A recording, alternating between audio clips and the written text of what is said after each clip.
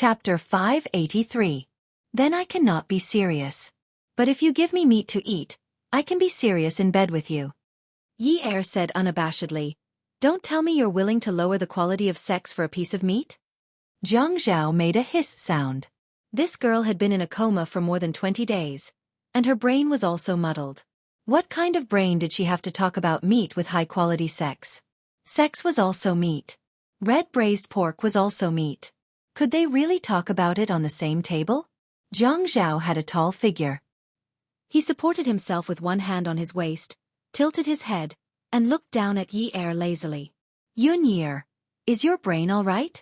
Yi Er sneered. You really want my brain to be damaged, don't you? Once my brain is damaged, you can dump me and fly around with that Ouyang Yen of yours every day, right? Jiang Zhao laughed out loud. She still remembered? Ouyang Yen meant that her brain was not damaged. There's no meat to eat, but if you don't drink the rice soup seriously, I can only give you a nutrient infusion. You know, in order to maintain the basic functions of the human body, we can't do without water. Are you willing to drink the rice soup like this, or are you willing to have a needle inserted into your vein? Yi Er saw Jiang Zhao laughing so happily when he heard her mention the Ouyang Yen and felt annoyed. She felt that she was not stupid and that her brain was not damaged. Who would be willing to be injected for no reason? Then she looked at the back of her hand and wrist. There were needle marks everywhere, like a hornet's nest. She said angrily, "Drink the rice soup." Jiang Zhao poured a small bowl of rice soup and handed it to Yi Er. Yi Er said coldly, "Jiang Zhao, remember this. If you treat me like this today, I will definitely take revenge on another day. Isn't it just eating a piece of meat from you? Stingy." After saying that, she finished the rice soup and fell down to sleep for a while. She felt a little uncomfortable, so she got up to wash her hair, brush her teeth, and wash her face. Jiang Zhao looked at Yi Er and was a little shocked. It was as if Yi Er had not been hospitalized at all, and had not been in the emergency room. She had just caught a cold and came to the hospital to get some medicine. The more Yi Er looked fine, the heavier Jiang Zhao's worries. The deputy director's words at the emergency room door were still ringing in his ears. Could it be the final radiance of the setting sun? This was a problem he had been worried about. Since he went to the bathroom, he sent a message to Qin Fian. Fian. Qin Fian originally suspected that this was not a simple case of taking the wrong medicine. He was discussing with the director about the surveillance footage, but the director refused.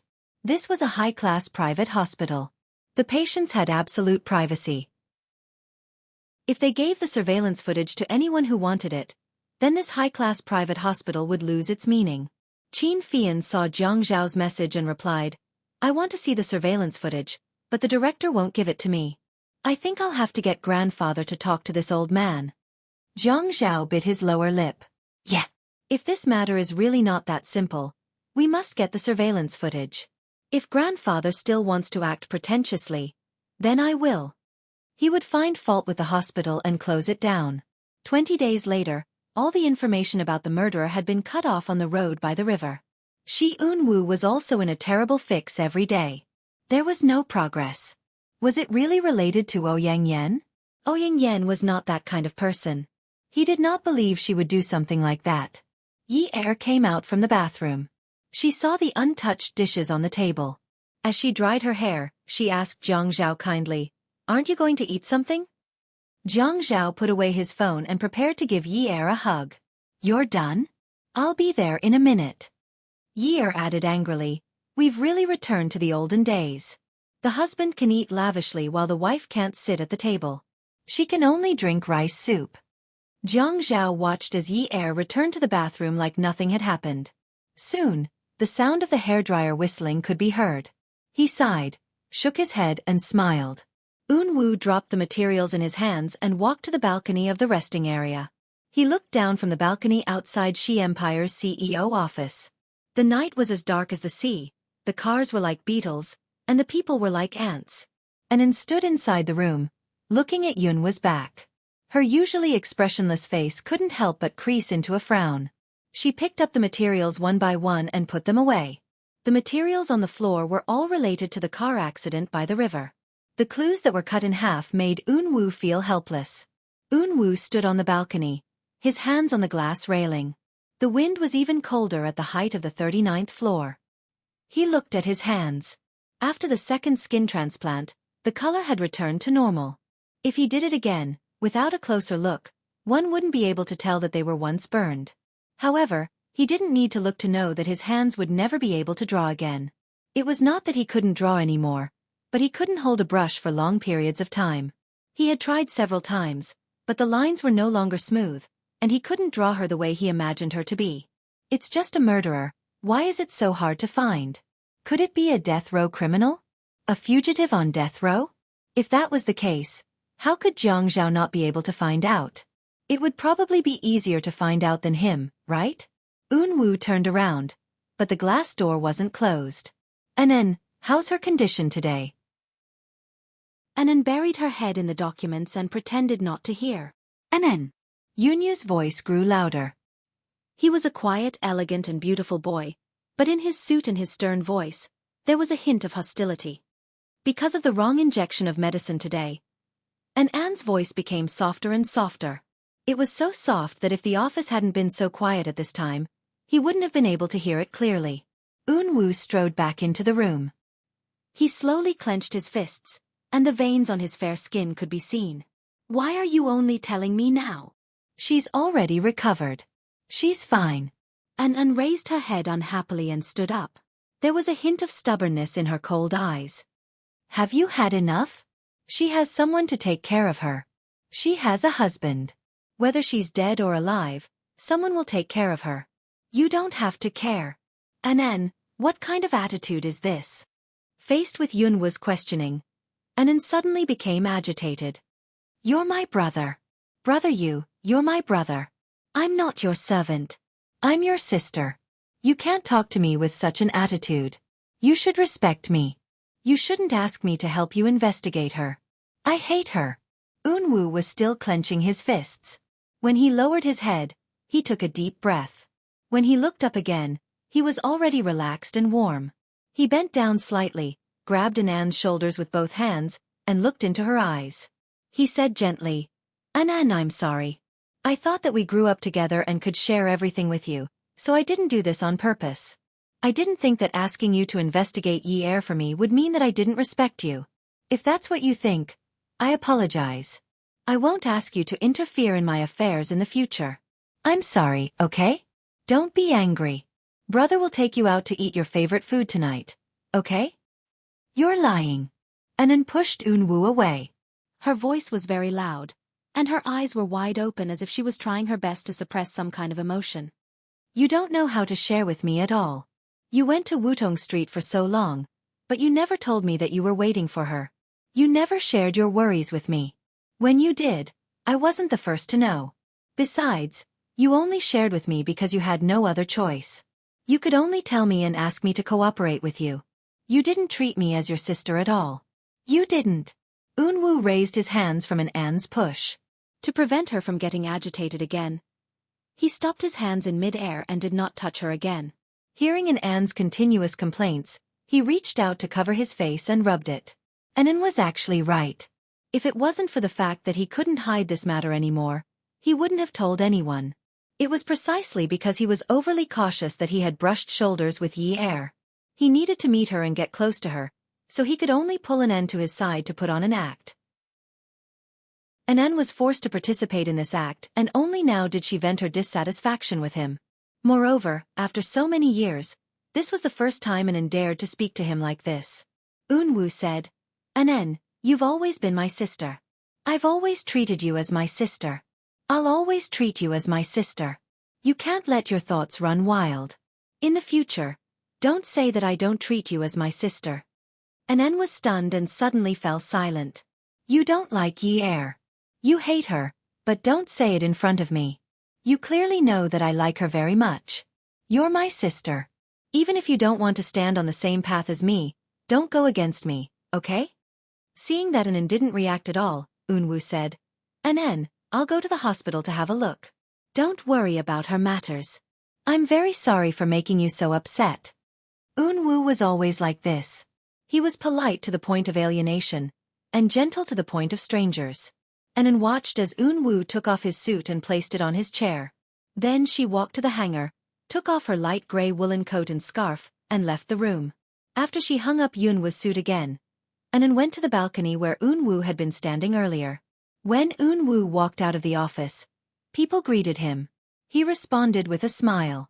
His smile was healing and made people feel warm. Some people in the company said that if they saw the little CEO smile more often, they would live a few more years. Not only was it pleasing to the eye, it also made people feel comfortable. Yunwoo's smile was maintained until he pressed the button for the CEO's private elevator. He walked in and the elevator door closed. His face suddenly darkened when he thought about what Anan said. Yi-er had been sent to the emergency room again today. Although she was out of danger, he was still worried because of An's attitude. No matter what, he had to go and take a look. The elevator went straight to the underground parking lot. Eunwoo looked relatively thin and weak. Naturally, people would think of him as weak. His legs were very long, but when he walked, he was fast and steady, showing a kind of masculine strength. He held the remote control key in his hand and pressed the unlock button. The car not far away mechanically honked twice. The car lights flashed a few times. He opened the door and got in. The temperature in the underground parking lot was not low. There was no need to warm it up. The car started quickly and the speed was even faster. Jiang Zhao ate. He had not had such a good appetite in a long time. When he heard the sound of the hairdryer from the bathroom, his appetite was even better. She actually did not want him to help her. She said that she could do it herself since it was just drying her hair. During this meal, even the vegetables and tofu tasted like bird's tripe. He sighed and said, "It tastes so good." It would have been better if he did not say this, or if he said it quietly. However, these words were heard by Yi-er, who had just turned off the hairdryer. The anger in her heart quickly spread to her face. She was really miserable as a wife. She rubbed her hair and it was very soft. She walked out of the bathroom and stood at the 2-meter-long entrance. She could see Jiang Zhao eating heartily. She thought to herself that she should work harder. What did it matter if she ate or not? When she was discharged from the hospital, she could go home and cook. Couldn't she live without eating his food? She got out of bed angrily, covered her head with the blanket and fell asleep. Why was she so calculative with him? He had always been at odds with her. He could do whatever he wanted. Anyway, he did not care about her, and she did not care about him. It was no big deal. Eunwoo knocked twice on the door. He was a little worried that Yi-er had just gotten out of danger. She needed to rest. Welfare. Song Shu 566. Chapter 584. Jiang Zhao thought it was a nurse who knocked on the door gently and politely. Since he was not afraid of being seen by the doctor, he put down his chopsticks and walked over to open the door. His expression immediately changed. "What are you doing here?" Eunwoo no longer had his quiet and scholarly temperament. Instead, he looked domineering. "Jiang Zhao, what am I doing here? I want to ask you, what are you doing here all day? Aren't you the one taking care of Yi-er? Do you always have to take care of her until something happens to her before you feel that you're important?" Jiang Zhao was actually in a good mood that night. Because of Yi-er's actions when she woke up, he often neglected the fact that she was in the emergency room today. However, Yunwoo's words always touched his bottom line. No matter what, Yun Hongwei, his parents, Si Jia, and even Yi-er's friends could say that he was in the wrong. However, Eunwoo could not do that. He was not Yi-er's family, nor was he Yi-er's friend. He was Yi-er's suitor. He was his love rival. This was a bomb that was buried beside him. Min Zikai was nothing. Min Zikai was not as bold as Eunwoo. Eunwoo dared to stand in front of him and threaten him. Moreover, Eunwoo knew that something happened to Yi-er today. This meant that Yunwoo's men were around. Jiang Zhao felt that it would be too funny if he fought with Eunwoo every time they met. Therefore, he still had to act like a gentleman. If Eunwoo wanted to question him angrily, he could only respond calmly. "Eunwoo, I think you really have nothing to do. If you think you can't find a wife, you can try going on blind dates. You don't have to think about someone else's household register all day long. After all, you're a rich man's son. It's not good for such a tasteless thing to spread." Eunwoo sneered. "Is that so? A rich man's son who can't even protect his wife. If word gets out, won't it be even tasteless?" Even worse? Yi Er heard the argument at the door and immediately perked up. He shouted, "Unwu, is that you?" Jiang Zhao and Unwu were both shocked. Jiang Zhao was angry and shocked, while Unwu, Jiang Zhao wanted to turn around and grab him, but it was too late. Unwu looked at Yi Er, who was sitting on the bed and smiling at him. He felt relieved. "Are you feeling better?" "Yes, I'm much better." "Unwu, why didn't you come in just now?" Unwu smiled faintly. He turned to look at Jiang Zhao, whose face was already ashen. He smiled happily. "Brother Zhao was chatting with me just now. I forgot." "Unwu, are you here to visit me?" Yi Er looked at Unwu. When she smiled, it was just like the countless mornings, afternoons, and evenings she had spent on Wutong Street. Yunwu's heart warmed. He smiled gently and his voice was gentle and loving. He really wanted to reach out and caress her face, but he didn't. "Of course. If I'm not here to visit you, why would I come here?" When Yi Er looked at Unwu and smiled like that, Jiang Zhao's heart couldn't help but tighten. She had promised him before that she wouldn't interact with Shi Unwu. How could she look at Shi Unwu and smile like that? He walked over and held Yi Er's shoulders. "Yunyi, you need to rest." "I don't want to rest. I can't sleep." Yi Er pushed Jiang Zhao away and looked at Unwu. "Unwu, you came to visit me. Did you bring anything delicious?" Unwu was slightly embarrassed. Yes, he came to visit her, but he had forgotten the most basic etiquette. Yi Er, what do you want? I'll prepare it for you right away. I just want to eat some meat." Yi Er nodded. She felt that there was nothing wrong with saying that. Unwu turned around and looked at the dozens of plates on the table. There were meat and vegetables. Could it be? He turned back and looked at Jiang Zhao, who was fuming. Yi Er glanced at Jiang Zhao and said to Unwu, "Don't look at him. He won't give me anything to eat. He eats alone and only gives me some rice soup. He abuses me. You didn't even bring anything for me to eat when you came to visit me?" "Yunyi, that's enough." Jiang Zhao didn't expect Yi Er to speak so rudely to an outsider the moment she woke up. She kept criticizing him. Yi Er wasn't like this in the past. If it wasn't for the fact that she still remembered Ouyang Yan and knew Shi Unwu, he would have suspected that she had become stupid from sleeping for the past 20 days. "What's wrong? You won't let me eat, but you won't let anyone else eat?" Yi Er felt that she was being a little unreasonable. She tasted a little and it was especially fragrant. However, she wasn't allowed to continue eating. She felt terrible. Seeing Jiang Zhao eat such a large table of food made her feel even worse. Her heart felt like it was being scratched by a cat. Unwu knew that Jiang Zhao cared about Yi Er and wouldn't refuse to let her eat. It was probably the doctor's instructions. However, he wouldn't defend Jiang Zhao in front of Yi Er. He smiled and said, "Yi Er, you can't eat today. It's not suitable for a patient who has just recovered to eat too much. You've already eaten some today. If you eat more, your digestive system will be damaged. I'll bring you some meat tomorrow, okay?" Unwu felt like he was coaxing a child. When Yi Er asked him for meat, she sounded like a child. "Unwu, I don't think you're the type to lie. We've known each other for so long and are friends. Don't lie to me." "Got it." Jiang Zhao was not only depressed but also hurt internally. Yi Er had just woken up, so he couldn't spank her. Otherwise, he would definitely pick her up and beat her up. She actually dared to treat his love rival like an outsider. "Yunyi, if you don't sleep now, I won't let you eat any meat tomorrow. Do you believe me?" Yi Er consciously collapsed, pulled the blanket over herself, and went to sleep. She didn't rub it. Unwu was in a good mood. "Yi Er, I'll come and see you tomorrow." "Okay, don't forget to bring meat," Yi Er added generously.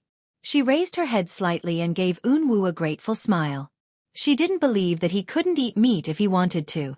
Was Jiang Zhao really a tyrant? She didn't seem like someone who would have problems at all. Jiang Zhao had been pranking her all this while. He actually wants to suffocate her to death. He will be happy if his wife is dead. Forget it. She will not be calculative with him. She doesn't care what he wants to do. But if he wants to torture her, no way. But Jiang Zhao was the mayor, and her father's matter was not settled yet. Yi Er suddenly remembered something and sat up. Oh my god! Why was she so silly? She still needs to rely on Jiang Zhao to settle her father's matter. How can she talk back to him over some meat? Did she want to die? When Yi Er heard Jiang Zhao slamming the door and locking it, she shivered. Oh no, Jiang Zhao was angry. It must be because she had badmouthed him in front of Un Wu. Will the consequences be serious? Yi Er saw Jiang Zhao walking over with a black face. She immediately gave a flattering smile. Hubby, are you full? Do you still want to eat more? I'm not full. I'm full because of you. He was really full because of her. Hubby, I'm sorry. I didn't do it on purpose. I didn't know what to do because of the meat. I apologize to you. Yi Er looked at Jiang Zhao sincerely. It's late.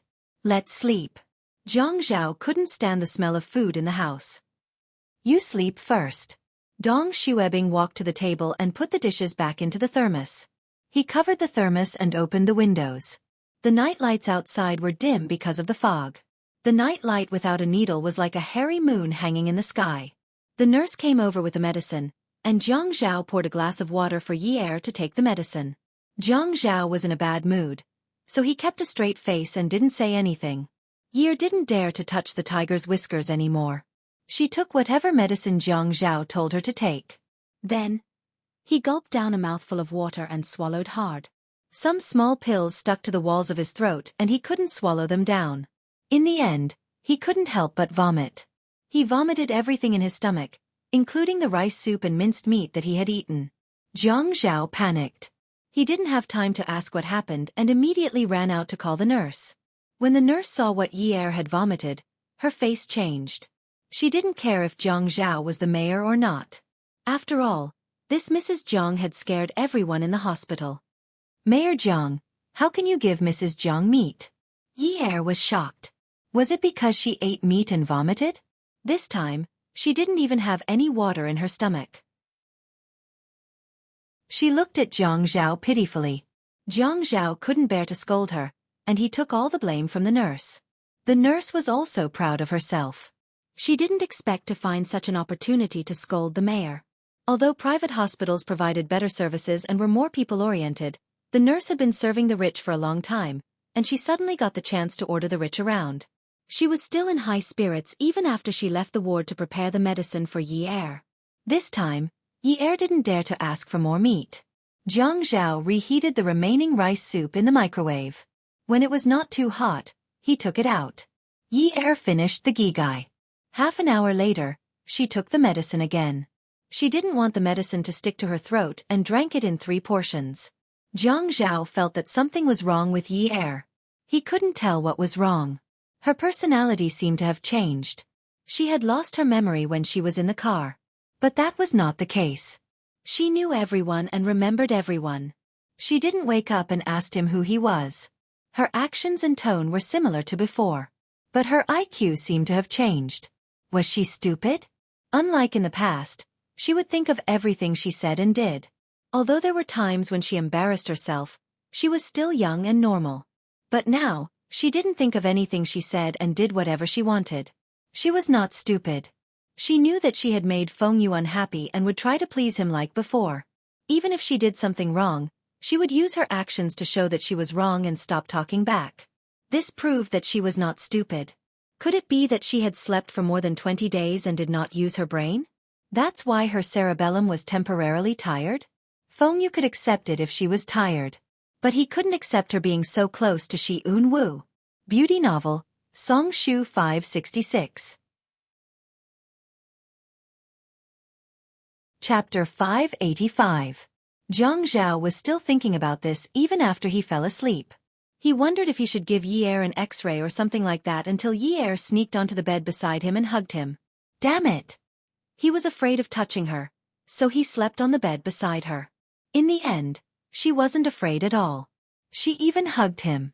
The bed is small, and the two of us take up too much space. We can't sleep well.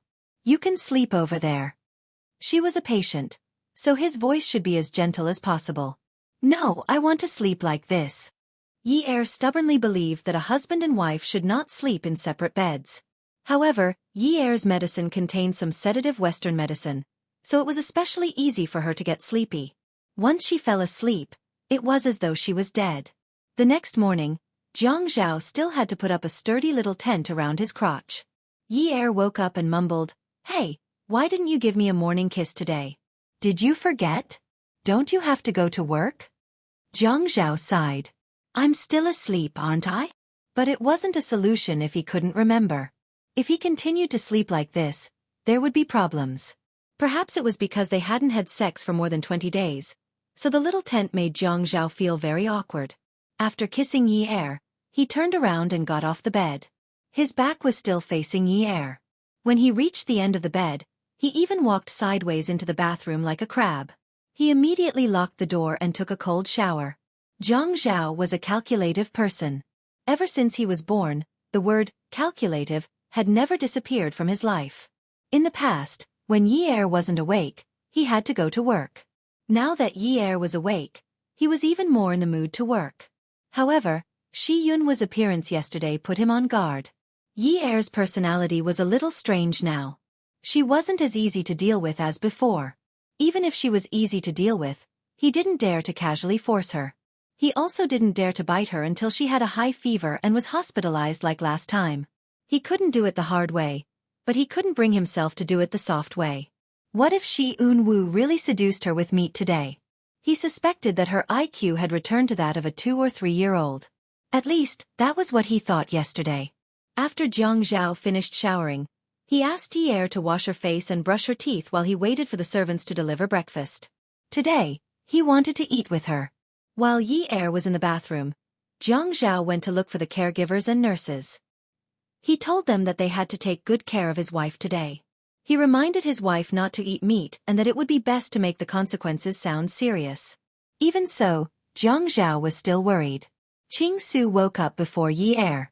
Because her lungs were seriously injured, she couldn't get out of bed and run around like Yi Er. When Jiang Zhao appeared in Qing Su's room, Min Hongsheng had just left. Qing Su was sitting on the bed with her back against the headboard pillow. She was playing Plants vs. Zombies on her iPad. Jiang Zhao sat down beside Qing Su's bed. "Qing Su, are you feeling better?" Qing Su logged out of the game. Her face still had some baby fat, but when she smiled, the 2 beautiful dimples on her cheeks looked very sweet. She nodded. "I'm much better. Where's older sister Yi Er?" Jiang Zhao knew that Qing Su was very different from Min Zikai. At least, Qing Su was innocent. Even if she wasn't, the fact that she dared to chase after the criminals for Yi Er's sake showed that she had a good relationship with Yi Er. Handing this mission to Qing Su should be able to succeed. She's much better now. She can get out of bed now. I'll ask her to come and play with you later, okay? Really? That's great. I was just thinking that it was boring to sleep in the hospital every day. But you guys better not eat meat secretly. Last night, my heart softened and I gave her a piece. She vomited until she was a mess. I can take supplements now. It shouldn't be a problem to eat some meat, right? Jiang Zhao also knew that it was not right to lie to a 17-year-old girl like this, but his wife's sovereignty was a big issue. Other moral principles could be set aside. If he had nothing to do and stayed here every day, it would be fine, but he still had to feed his family, right? She'll probably be able to eat tonight. Wait until I get off work. She just vomited yesterday, so I don't dare to take the risk.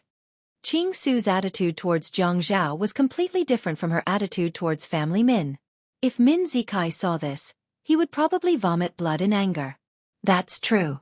It seems that her stomach is quite weak. It's okay. Ask her to come and find me, or I can go and find her. I'll ask her to come and find you. Your lungs haven't fully recovered yet. If you move around too much, it'll be troublesome. After she has breakfast, I'll ask her to come over. Jiang Zhao continued to be shameless. After careful consideration, he felt that it was useless to just remind her. It was better to let Yi Er play with Qing Su all the time. Even if Shi Yunhu came, he would not be able to find Yi Er. Naturally, he would ask the nurse to bring Qing Su's medicine and change the bedding. Oh right, he also reminded the nurse not to reveal Yi Er's whereabouts to the public. With someone accompanying her, Qing Su was naturally happy. She nodded happily. Okay. The moment Jiang Zhao stepped out of Qing Su's ward, he immediately put away his humble and friendly expression and smirked evilly. When he entered Yi Er's ward, his mother was already setting up breakfast. Yi Er was sitting at the table, waiting to eat porridge. Jiang Zhao walked over and sat down at the table to the left of Yi Er. He took the chopsticks from his mother and said, "Thank you, Auntie Li." His mother smiled and said, "What are you thanking me for? You guys eat first. I'll clean up later." With that, she walked out of the room. Yi Er picked up a piece of dried radish for Jiang Zhao. "Luo, this is your favorite. Have you finished all the dried radish at home? If you have, I'll ask the kitchen to get some more when we go back to Grandpa's house. Also, I haven't eaten breakfast at home for a while." "Jiang Zhao, am I seriously ill? I asked just now and found out that I've been asleep for more than 20 days. Dad and Si Jie must be worried, right?" Jiang Zhao tightened his grip on his chopsticks.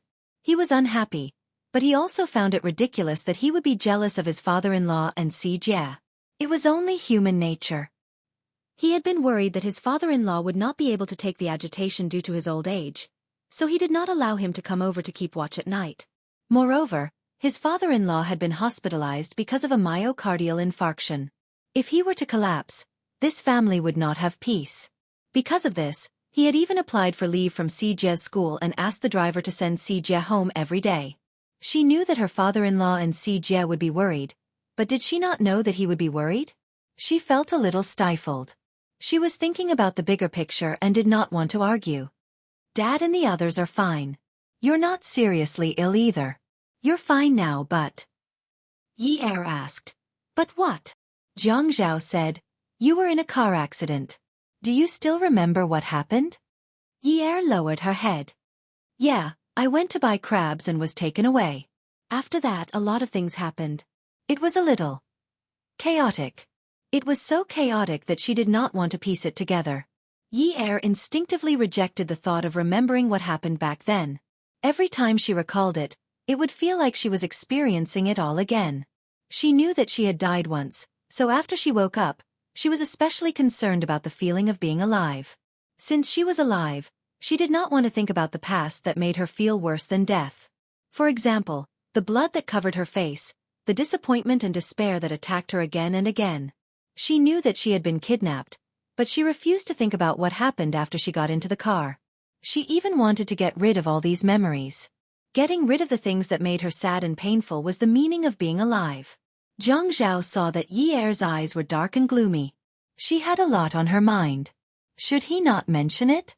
If he did not mention it, how could he let her go to Qing Su's place? He gritted his teeth and felt that he was being too cruel. "Yi Er, if it wasn't for Qing Su blocking the car of the person who kidnapped you and even ramming her car into it, you wouldn't have been in a coma for 20 days. Lulu. Yi Er was stunned. The person who had chased after her car that day was not Min Zikai, but Qing Su. It was actually Qing Su. She did not want to think about it at first, but there was someone who told her that one should not be ungrateful. After that, her memories started to come back to her. Qing Su, the fiery red cayenne, and the fresh green willow branches appeared in her mind. After that, her memories started to piece together. As she pieced them together, her shoulders started to tremble. Her whole body was shaking, and her tears fell like rain. Her voice was weak and broken. I know. If it wasn't for Lulu, I would have been chopped into minced meat and fed to the fish." She was terrified. At that time she was terrified. Even now, when she thought about it, she still could not escape that feeling. There were some things that made one's legs weak when they were experiencing it, but after experiencing it, one's spirit would be shattered. Jiang Zhao suddenly regretted it. He wished that she was still a little silly like yesterday. Chopped into minced meat and fed to the fish? Would she be threatened and frightened like this? To think that he did not think that there was any change in her after she woke up. Just one sentence from him was enough to agitate her to this extent. He quickly put down the chopsticks in his hand and moved the stool over to sit beside Yi Er. Jiang Zhao stretched out his arm and hugged Yi Er's shaky shoulders. "Yunyi, don't cry. Everything is fine now. Everything is fine. Where's Lulu?" Yi Er felt even more upset. She thought to herself that since she woke up yesterday, She had been so heartless that she did not ask about the person who saved her because she refused to remember anything. She was already so seriously injured and had been in a coma for 20 days. Then what about Qing Su? Was it even more serious? Jiang Zhao listened to Yi Er sniffling non-stop and thought to himself that he should take the day off so that she would not be agitated. However, Yi Er continued to ask, I know that there was a car that kept chasing after the car that kidnapped me that day, but I didn't know it was her. I thought it was Min Zikai. My car crashed really hard and I even hit my head against the car that kidnapped me a few times. I know everything. I can feel it. Yi Er covered her face. Tears flowed out between her fingers and her sobs sounded a little suppressed. She's fine. Jiang Zhao said against his will. He hugged Yi Er even tighter. Should he get her a psychiatrist? The difference in her mood from yesterday was too great. It was so great that he couldn't recover from the fact that she had used all sorts of methods to get him to eat meat yesterday.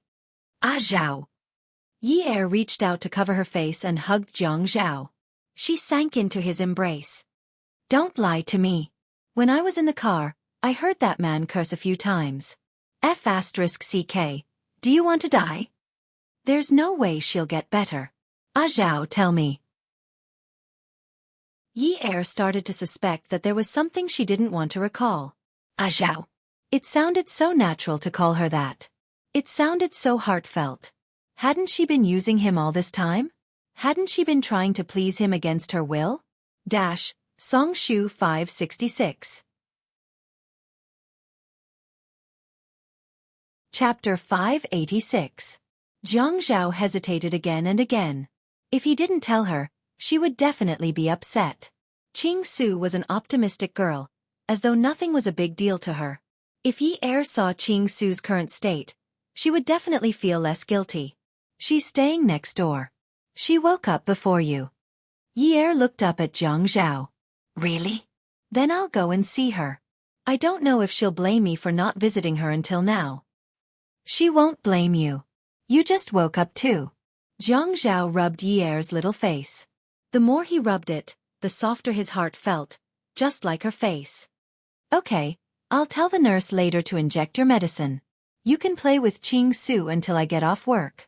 She's bored too, so I went over to see her playing Plants vs. Zombies. I'll bring 2 computers over later, and you can play games together. Sure. Since I can't be discharged, it's good to have company. Lulu and I have quite a lot of fun. Jiang Zhao sighed. After the 2 of them finished eating, Jiang Zhao arranged for Yi Er to be sent to the room next door. He even told the nurses not to reveal his wife's whereabouts to the public. Qing Su was indeed a very optimistic girl. When Yi Er asked her how she was, she laughed and said, Haha, what do you mean by how I'm doing? I'm already fine. Didn't I just hit my chest on the steering wheel and a rib pierced my lung? It's already been pulled out. I think I'll be able to be discharged in a few days. When Yi Er heard this, she was so agitated that her face turned pale. What? A rib pierced her lung? How weak was the lung? She actually laughed and said, Lulu. Yi Er sat on the bed with the bedding changed. Her computer was placed on the table beside the bed. She had just turned it on when the music started playing. However, her voice was not as smooth as the background music of the computer, and it was trembling. Lulu, you actually suffered such a serious injury. Yi Er could not continue playing the game. She was only unconscious and scared, but Qing Su's ribs were broken and her lungs were injured. Jiang Zhao lied to her that Qing Su was fine, and Qing Su herself said she was fine. When Qing Su saw Yi Er biting her lip and about to cry, she spat in her heart. Didn't Jiang Zhao tell Yi Er? Did she say too much? Good heavens! Yunyi, how did you become like this? You're always crying. I can't stand you. Did you become a resentful woman after you got married? Is that why you pee all the time? What horse pee? Yi Er was still feeling sad when he realized that the person he was sad about was looking down on him. Horse pee? She was shedding tears. Qing Su was a girl who had been swindling and cheating with her mother since she was young. Although she had stayed in the Min family for a few years, she still spoke some rascally words. Yi was stunned. She wanted to laugh out loud, but she was afraid that it would hurt her lungs, so she could only chuckle. Don't you know that if you cry too much, it will become urine? And it's horse pee. It's really big. Do you know about horses? It's really big.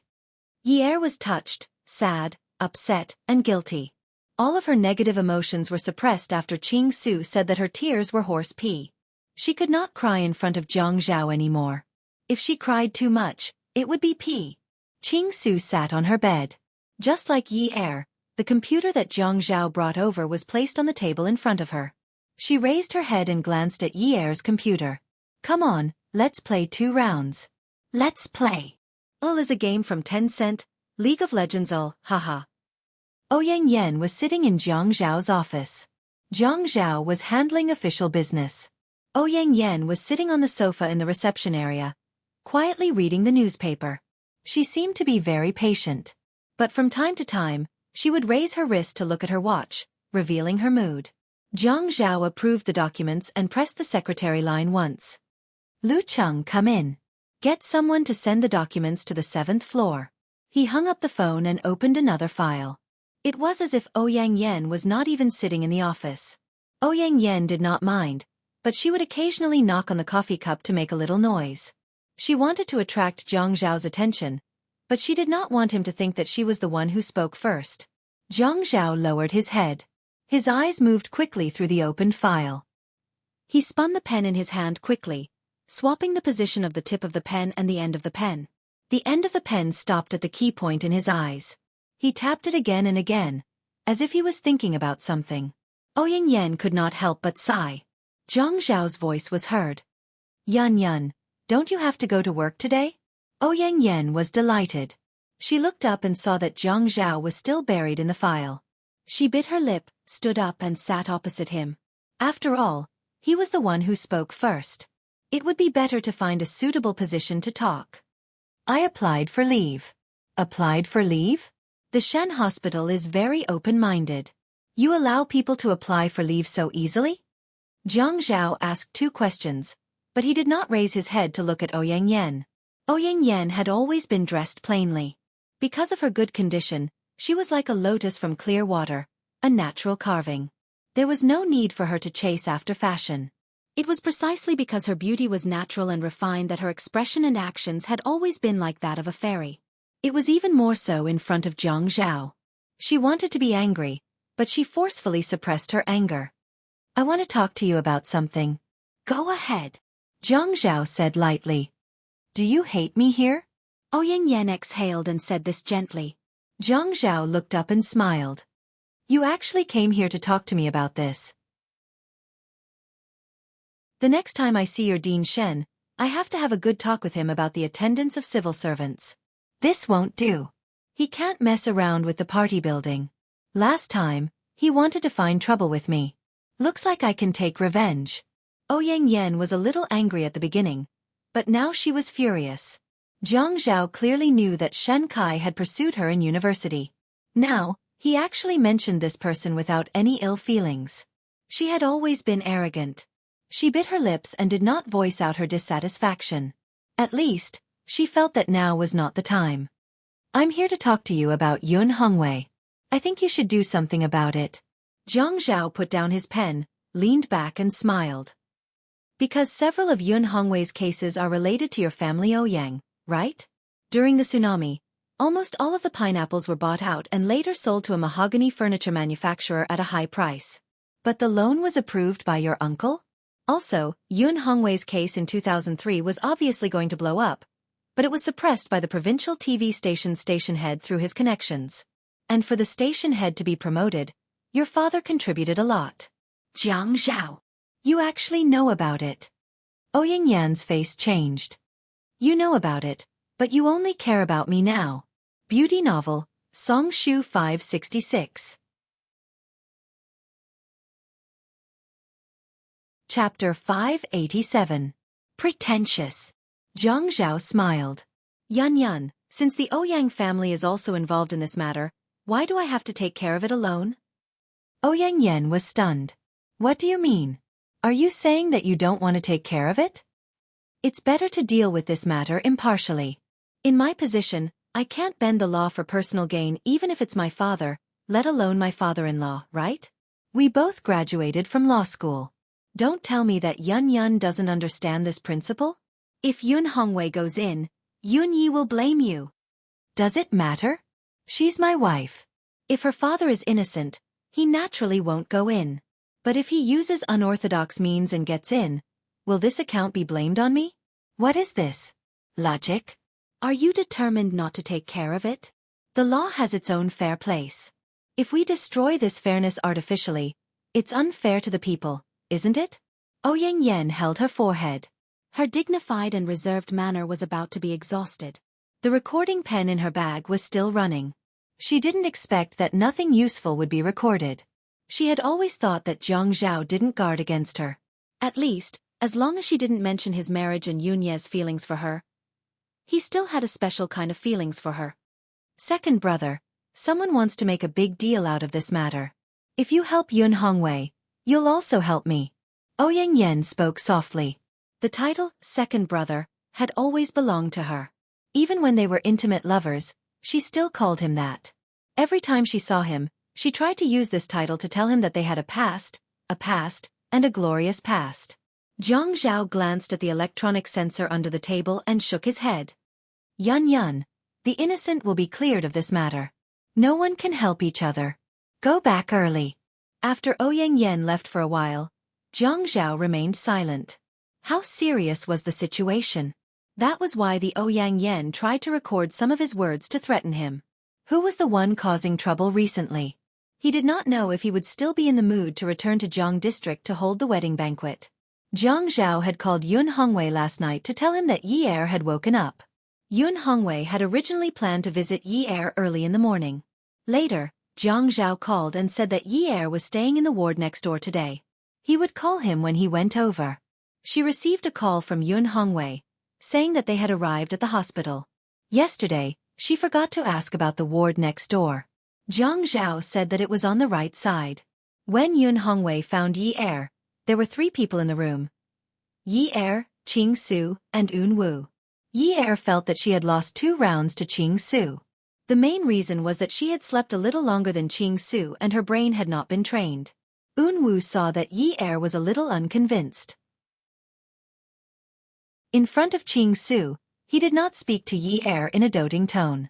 Instead, he spoke in a light tone like a friend. Then wait until your brain is better before playing. Qing Su shook her head proudly. Un Wu, why don't we play a few rounds? How about that?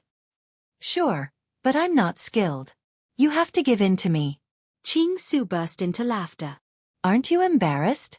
As a man, you should ask a woman to give in to you. How dare you say that? Aren't you embarrassed? Un Wu glanced at Yi Er and shrugged at Qing Su, who was smiling. What's the matter? You guys are so fierce, so I can't be fierce.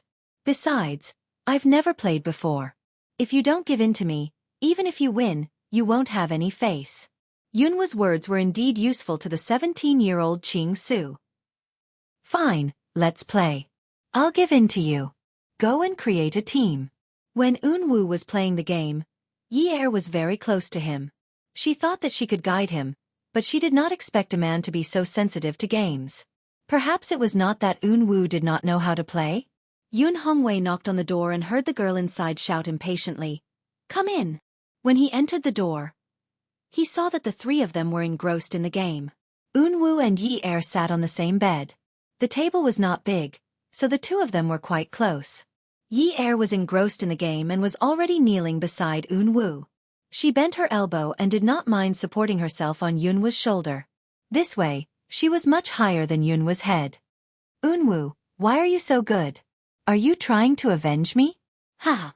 Yun Wu's mouse and keyboard worked well together. Feeling the beauty relying on him, he was in an exceptionally good mood. He did not mean to step back into her life.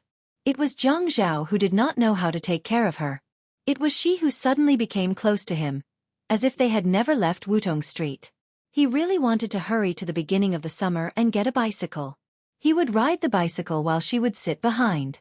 They would go and drink tea that cost 10 yuan and could be refilled endlessly. Un Wu laughed. Yes, I'll take revenge for you. No one can touch you. Un Wu himself did not notice it. When he said this, he was clearly smiling. Qing Su and Yun Hongwei, who had just entered, were shocked by the domineering tone in his words.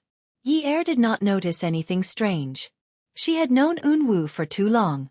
He could transform from a fallen painter to a rich young master. What else could he not say? Yun Hongwei saw Yi Er leaning on a man's shoulder without any taboo. He coughed. Yi Er looked up. When she saw Yun Hongwei, she chuckled. "Dad, why are you here? I thought it was a nurse." Wu could not stop now. Yi Er wanted him to win, but out of courtesy, he had to greet Yun Hongwei. He quickly looked up and smiled warmly. "Hello, Uncle Yun." When Yun Hongwei saw Yun's warm and clean smile, he suddenly felt that he was overthinking things. But why was Yi Er treating him like this? It was just like 20 days ago at home. Didn't she know how much Dad missed her? If it weren't for the fact that she needed to rest after she woke up, he would have come over last night. He was also afraid that Jiang Zhao would say that he was worried for nothing. In fact, he was very afraid of putting pressure on Jiang Zhao. "Yi Er, come over here. It's not good to bully Wu like this." "It's okay, Uncle Yun. Yi Er just wants to have a good time. She's lost too many times. She's pinned her hopes on me. She's just hoping that I can win one round. She's not bullying me." Wu naturally did not want Yi Er to leave him just because of a few words from Yun Hongwei. This kind of happiness was practically stolen. However, Qing Su was unhappy. As she operated the mouse and keyboard, she said in an impatient and rebellious tone, "Uncle Yun, don't be so annoying, young man. It's just a game. My dad has never cared about how many rounds I play. Yi Er is already married, so there's no need to be so strict with her. It's not like she's an elementary school student who doesn't have self-control and is afraid of being addicted to the internet, right? We're having fun right now." When Qing Su said this, she did not even raise her head. However, it immediately made Yun Hongwei feel embarrassed. In the past he also did not care about Yi Er. Young people should have some fun. However, Yi Er was married, and the person she married was not an ordinary man. It was Jiang Zhao, a man with a political background. How could she put her arm around another male friend's shoulder like this? "Yi Er, are you feeling better? Do you feel uncomfortable anywhere?" Yun Hongwei had never been able to get angry, especially towards his children. When he said this, he had already walked to Yi Er's side. He took her hand and squeezed it in the palm of his hand. In the past, he was also there during the day. Other than accompanying Si Jie at home during the weekend, he would also hold her hand like this. However, now her hand was clearly much warmer. Without the cold liquid, it was indeed much better. Yi Er knelt a little straighter. She turned around and hugged Yun Hongwei's neck. "Dad, I'm much better. Don't worry. Don't keep thinking about me all the time. Didn't I just sleep for a few days?" In Yi Er's own consciousness, she did not sleep for long. It was just that something happened before she went to sleep. When she woke up, her husband was by her side. The next day, her father came over. Wu felt the pressure on his shoulders suddenly disappear. His heart suddenly felt empty, and all his thoughts were gone. Yun Hongwei saw Yi Er hugging him, so he quickly carried Yi Er up to prevent her from continuing to get close to Wu. Yi Er's hearty laughter filled the room. Qing Su turned her head and happened to see the warm interaction between the father and daughter. Her eyebrows suddenly straightened and darkened. The layout and decoration of the house were the same as Yi Er's ward. Yun Hongwei carried Yi Er to the table by the window and asked her some trivial things. Yi Er told Yun Hongwei about the meat incident yesterday. Yi Er was very regretful that Wu did not bring her meat today. He brought her a vegetarian chicken. Vegetarian chicken was clearly tofu, but he insisted on calling it vegetarian chicken. However, Yun's clear eyes told her that this was his first time buying takeout. He did not know that vegetarian chicken was tofu and not a real chicken. In fact, Wu had been conflicted about this matter for a long time. A patient who had just started eating could not eat meat. At least, he had to wait until tonight. However, he did not want to disappoint Yi Er, so he told a white lie. Qing Su was completely attracted by the interaction between Yi Er and Yun Hongwei. Yi Er's smile told everyone that she was happy. The game could not continue. Whether it was Qing Su or Wu, both of them seemed to have reached a tacit agreement to stop the war and withdraw. Wu was a likable boy, especially when he took off his suit and put on casual clothes. He was clean, elegant, and beautiful. As long as he was willing to smile at you, he could definitely buy you over. Qing Su felt that with Eunwoo and Yi Er here, it was much livelier. However, Yun Hongwei was an elder. If he was her father, it would be fine. However, he was Yi Er's father. If she treated Yun Hongwei like how she treated Min Hongsheng, Yi Er would definitely think that she was uneducated. In fact, she knew everything. In the end, she asked the nurse for 2 sets of poker cards and suggested that the 4 of them play double Q. Eunwoo said that they would draw lots and he would deal the cards. In the end, he and Yi Er were opponents, while Yun Hongwei and Qing Su were opponents. As it was too boring to stay in the hospital, they also suggested gambling. Although the stakes were not very high, it could still arouse people's enthusiasm. Eunwoo was always able to control the tides and not let anyone feel bored because they kept losing. Jiang Zhao rushed to the hospital after work. After knocking on the door and entering the room, he saw Yi Er holding a poker card and angrily reaching out to hit Eunwoo. This kind of play was too intimate. Add Shinwoo 799. Chapter 588. Yun Hongwei smiled knowingly. Be careful when you go downstairs. Although the doctor said that you're fine, you're still under observation. I'll eat and go back slowly. Don't worry about me. Yi Er took out the gloves and scarf that Jiang Zhao had prepared for her from the wardrobe. Okay, Dad, call me when you get home. Okay. Go quickly. Yi Er left the inpatient department and left a voicemail message for Jiang Zhao to ask where he was. Her intuition told her that he had gone to the north of the city. She did not receive a reply, so she walked all the way to the north of the city, hoping that she could wait for a message while walking. She also wanted to deny that he had gone to the north of the city. The private hospital was not in a prime location. It was relatively remote, but the environment was very good. In summer, the trees were lush and cool. In winter, although Yi Er had withered and only branches were left, it still looked very lively under the streetlights. In winter, there was often a thick fog at night in Haicheng. One could not see everything around them clearly. They relied on the streetlights to connect the sidewalks to guide the pedestrians. After a few text messages, Yi Er quickly took 2 deep breaths. In the thick fog, her breath seemed even clearer and heavier. She covered her ears with her gloved hands and rubbed them. She stomped her feet on the spot and took out her phone.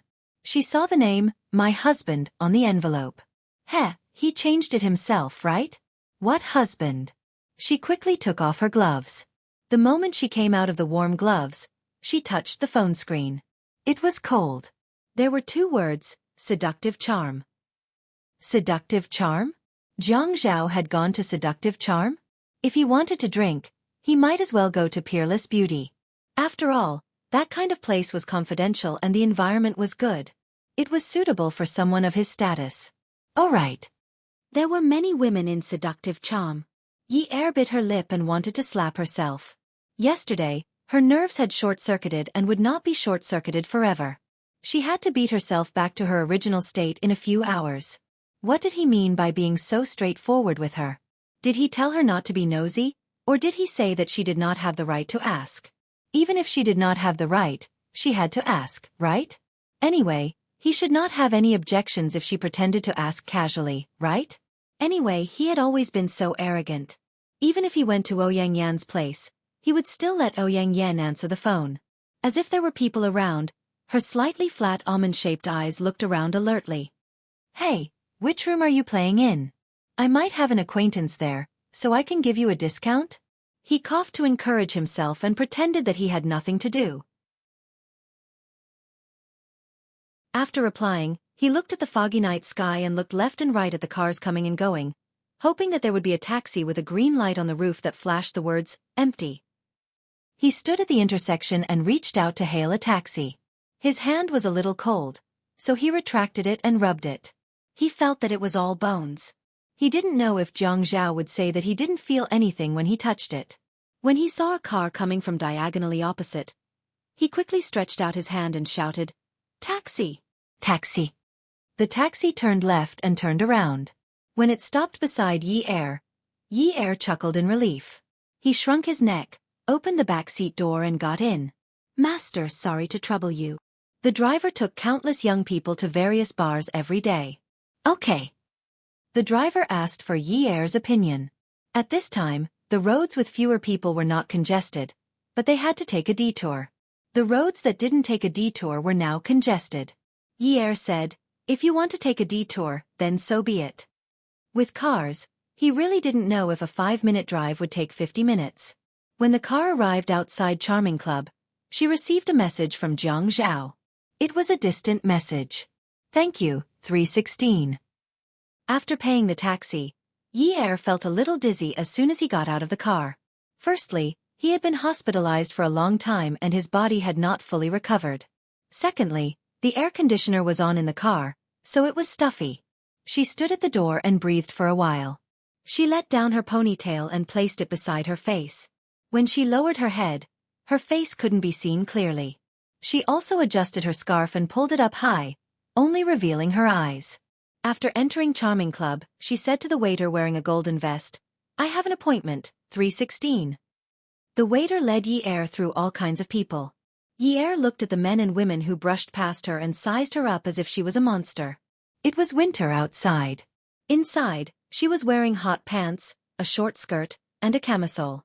Her outfit was clearly a monster among monsters. Outside the private room 316, the waiter gently knocked on the door and pushed it open to lead Yi Er in.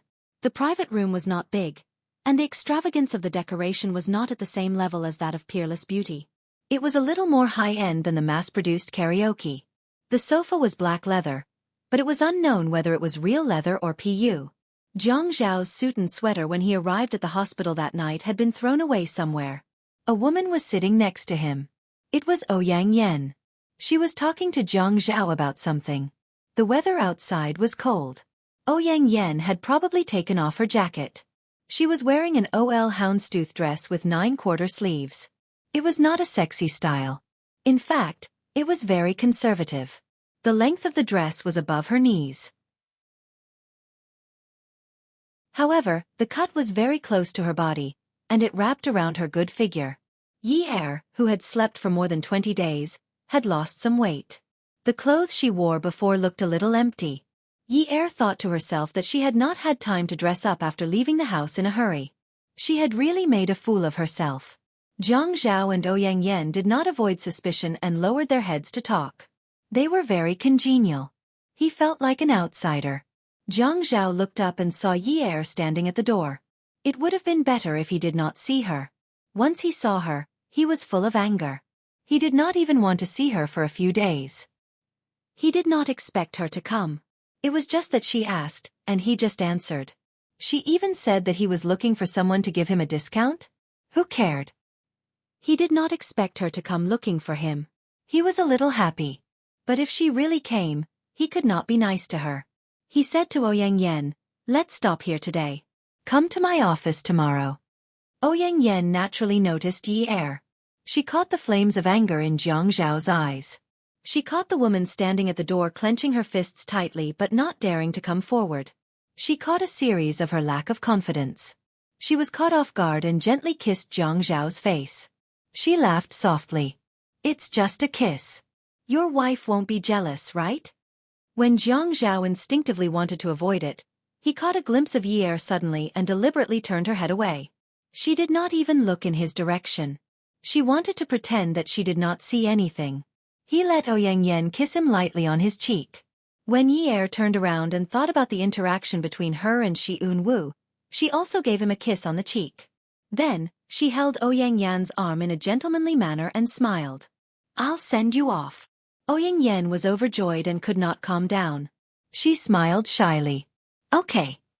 She ignored Yi Er and walked to a corner of the private room. She took Jiang Zhao's coat and sweater from the wooden clothes rack. She took the sweater and handed it to Jiang Zhao. Yi Er did not hear Jiang Zhao whisper to Ouyang Yan, I'll send you off. Her intuition told her that the two of them felt that she had ruined the atmosphere and wanted to find another place to talk.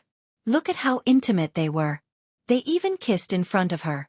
Luckily, she had always been immune to it. Anyway, a kiss was not a big deal. At most, she would find an opportunity to kiss them back. She would just take it that Jiang Zhao was bitten by a stray dog. Yi Er saw Ouyang Yan's action of taking Zhang Zhao's coat and thought carefully. Something was wrong.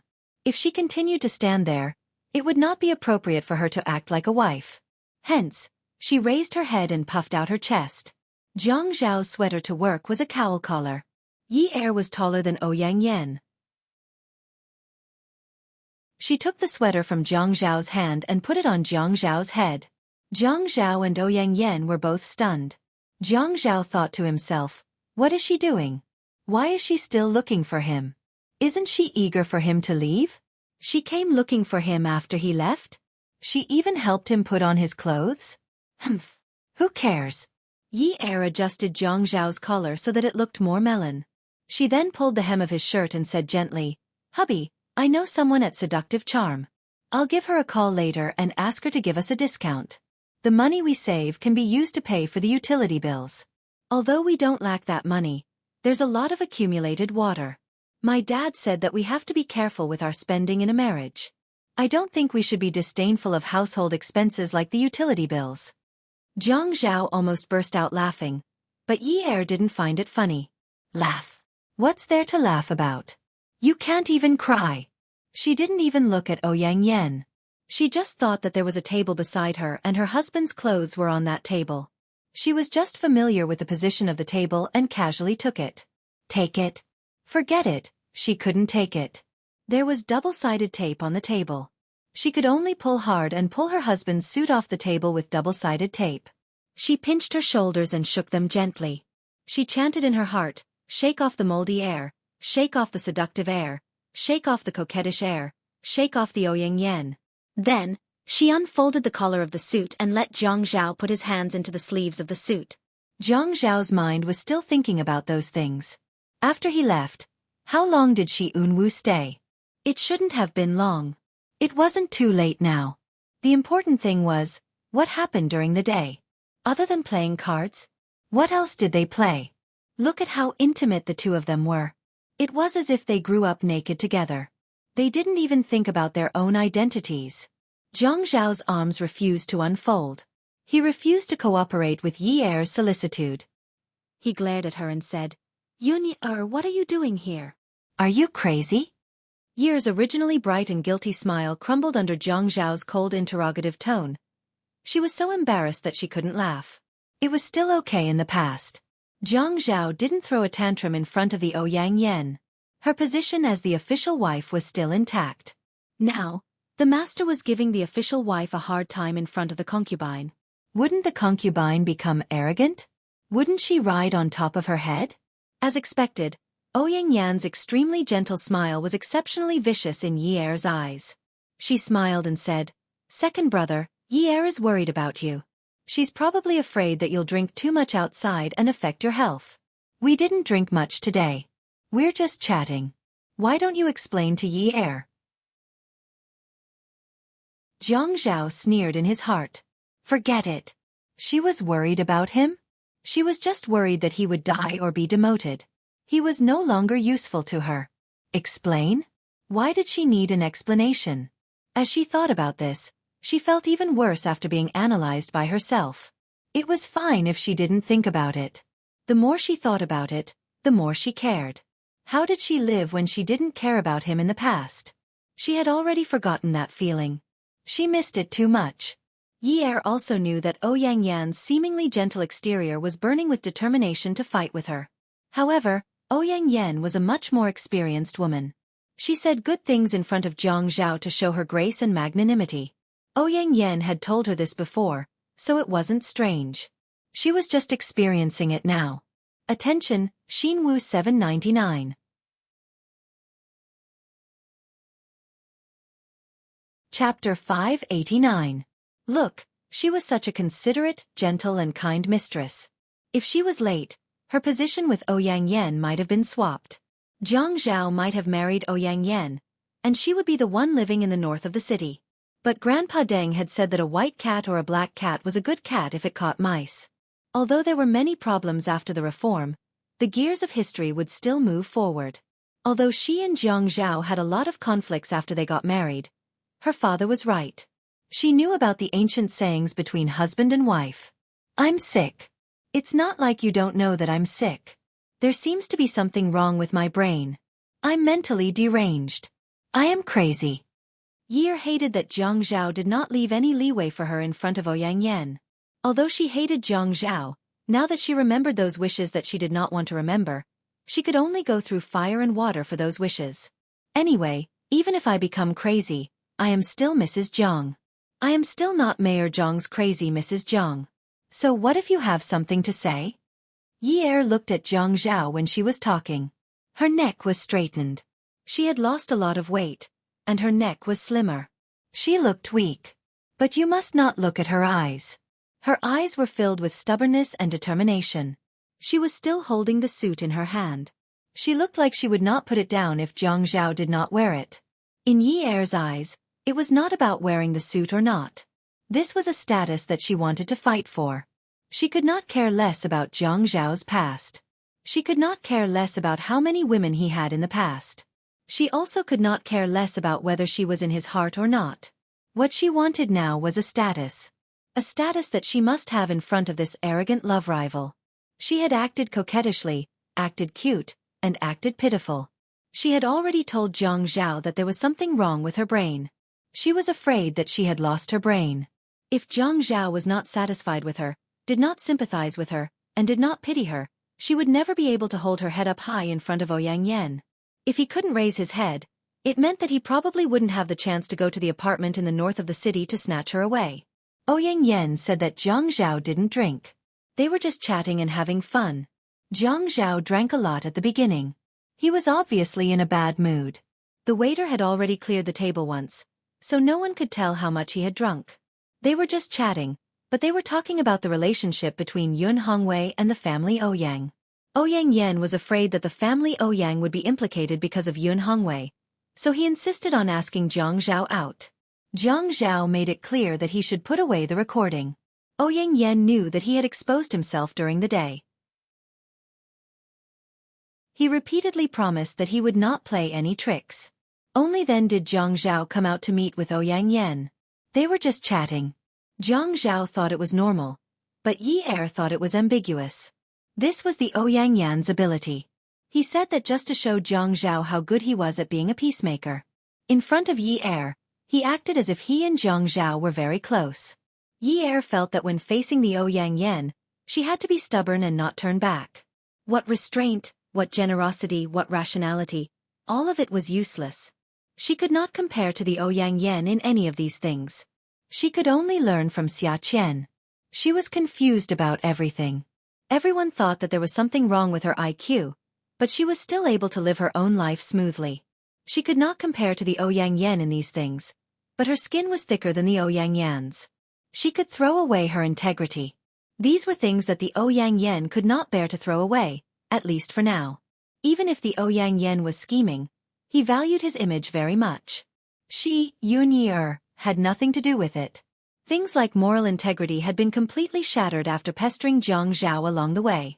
Therefore she could do shameless things, and she could do it. Moreover, her age allowed her to do some shameless things. At this age, it was easy for others to forgive her if she did something stupid. She might even be called cute. At worst, she would be called childish. But if the same thing happened to a 27-year-old woman, people would call her brainless. It's so hot. How do you wear it? Don't you know that there's air conditioning in the private room? Jiang Zhao's voice was slightly cold. This suit, he felt that it was not right to wear it, but it was also not right to not wear it. He had used such a heavy tone to yell at her, but she still insisted that he wear it. She was as stubborn as a bull, and even said that she was mentally ill. He also felt that she was mentally ill, but she was not completely stupid. Thinking about her car accident, he felt very guilty.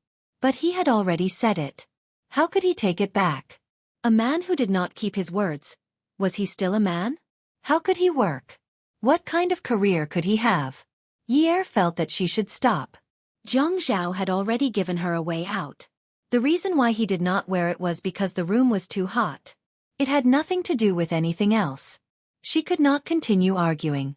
Otherwise, who knew what the Ouyang Yan would do? He folded the suit and put it on his arm. Yi was originally standing opposite Jiang Zhao, and the Ouyang Yen was standing on Jiang Zhao's left. At this time, Yi Er squeezed to the left of Jiang Zhao and pushed the Ouyang Yen back. She reached out and held Jiang Zhao's arm. "Hubby, have you eaten dinner?" Jiang Zhao did not push Yi Er away, nor did he care about the Ouyang Yen who had been squeezed behind Yi Er. He sneered coldly and said with a hidden meaning, "Yi Er, are you stupid?" She still knew to ask if he had eaten. At that time, he went to the hospital. It was lunchtime. He left the hospital with a stomach full of anger. How could he eat? Later, the Ouyang Yen asked him to come here and drank a stomach full of wine. Yi Er was glad that Jiang Zhao was willing to pay attention to her. She could take the sarcasm. She felt that it was much better than the cold and fierce words just now. She shrugged and said casually, "Actually, it's hard to say. I'm sometimes stupid, and sometimes not. It's completely automatic. It changes according to the temperature. It's not under my control." Jiang Zhao smacked his lips. "Oh, so you're saying that you don't usually use your brain to control your behavior? Isn't the category of stupid and not stupid controlled by the central brain? Your body? Are you saying that you usually use your body to control the question of whether you're stupid or not?" Ah. Yi felt that she had been tricked by herself. The reason was that her knowledge was limited. She shouldn't have brought up such a topic that had a lot of variation between words. If she continued to talk about any of the branches, she would be dead. She was obviously no match for Jiang Zhao. "You can't say it like that." "Then what do you mean? Or are you trying to tell me that you don't have a brain at all? That's why when your body controls your body, there will often be situations where the same poles repel each other. That's why you hit the line? That's why you're stupid?" Yi Er was confused by this topic that was getting deeper and deeper. It was becoming more and more illogical. Since she had said something wrong, she might as well change it. Who said that I don't have a brain? Jiang Zhao had drunk too much. The more he said, the more he wanted to laugh. Do people with brains use their body to control whether they're stupid or not? You've heard of clumsy people, but have you heard of stupid people? Alright, I have a brain. Whether I'm stupid or not is controlled by my brain. I can completely control it. This is not an automatic. It's a manual. You use your hands to control your brain.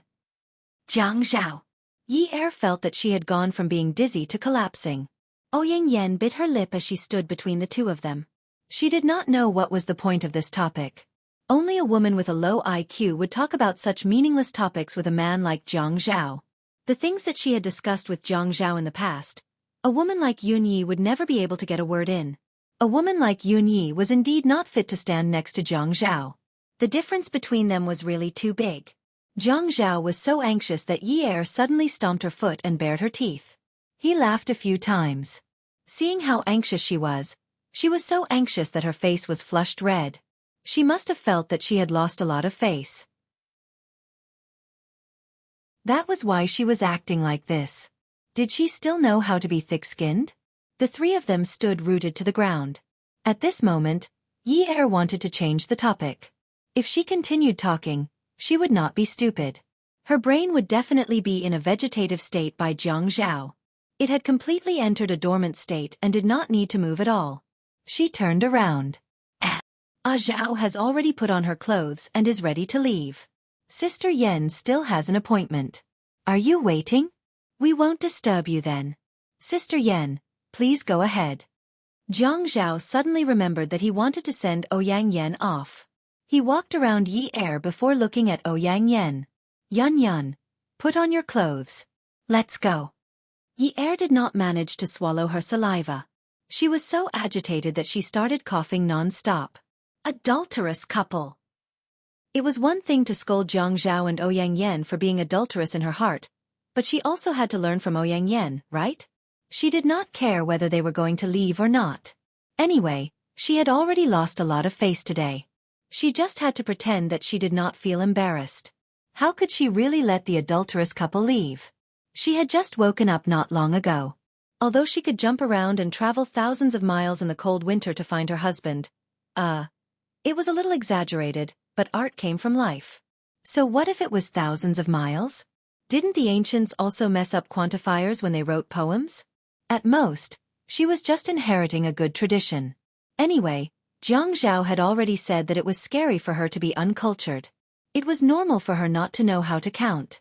Even though she could climb up the stairs to the third floor without eating, she was still a patient, wasn't she? This was an undeniable fact that no one could deny. It was normal for a patient to be a little confused. It was pardonable for her to pretend that she did not understand the adulterous relationship between the adulterous couple. Hence, Yi Er held Jiang Zhao even tighter. She leaned her head on his muscular arm, making the two of them look more intimate. She looked at Ouyang Yan and smiled like a virtuous lady. Sister Yan, hurry up and put on your clothes. We're waiting for you. But in her heart, she was scolding. Wait my ass. Hurry up and put on your clothes and go home by yourself. However, she clearly noticed a flash of anger in Ouyang Yan's eyes. Haha, little guy, if you have the ability, don't be angry. Why? Are you blaming me for ruining your good time? Who asked you to ruin my good time? You're right. You ruined my good time. But I'm not allowed to ruin yours? What kind of dream are you having? You must be dreaming. Jiang Zhao did not expect that Yi Er would also want to go. He was just going to send someone off. Besides, he had already agreed. I'll get the designated driver to send you back to the hospital first. Why are you running around outside? Yi Er held Jiang Zhao's arm and leaned on Jiang Zhao. Her voice was soft and gentle. I've been cooped up in the hospital for more than 20 days. I wanted to come out for some fresh air. It's so suffocating. She complained in her heart. Do you think I want to go out for some fresh air? Little girl, I can't even stand properly. You heartless man, don't you know that your wife hasn't recovered yet? Awesome novel, Hongcha 866.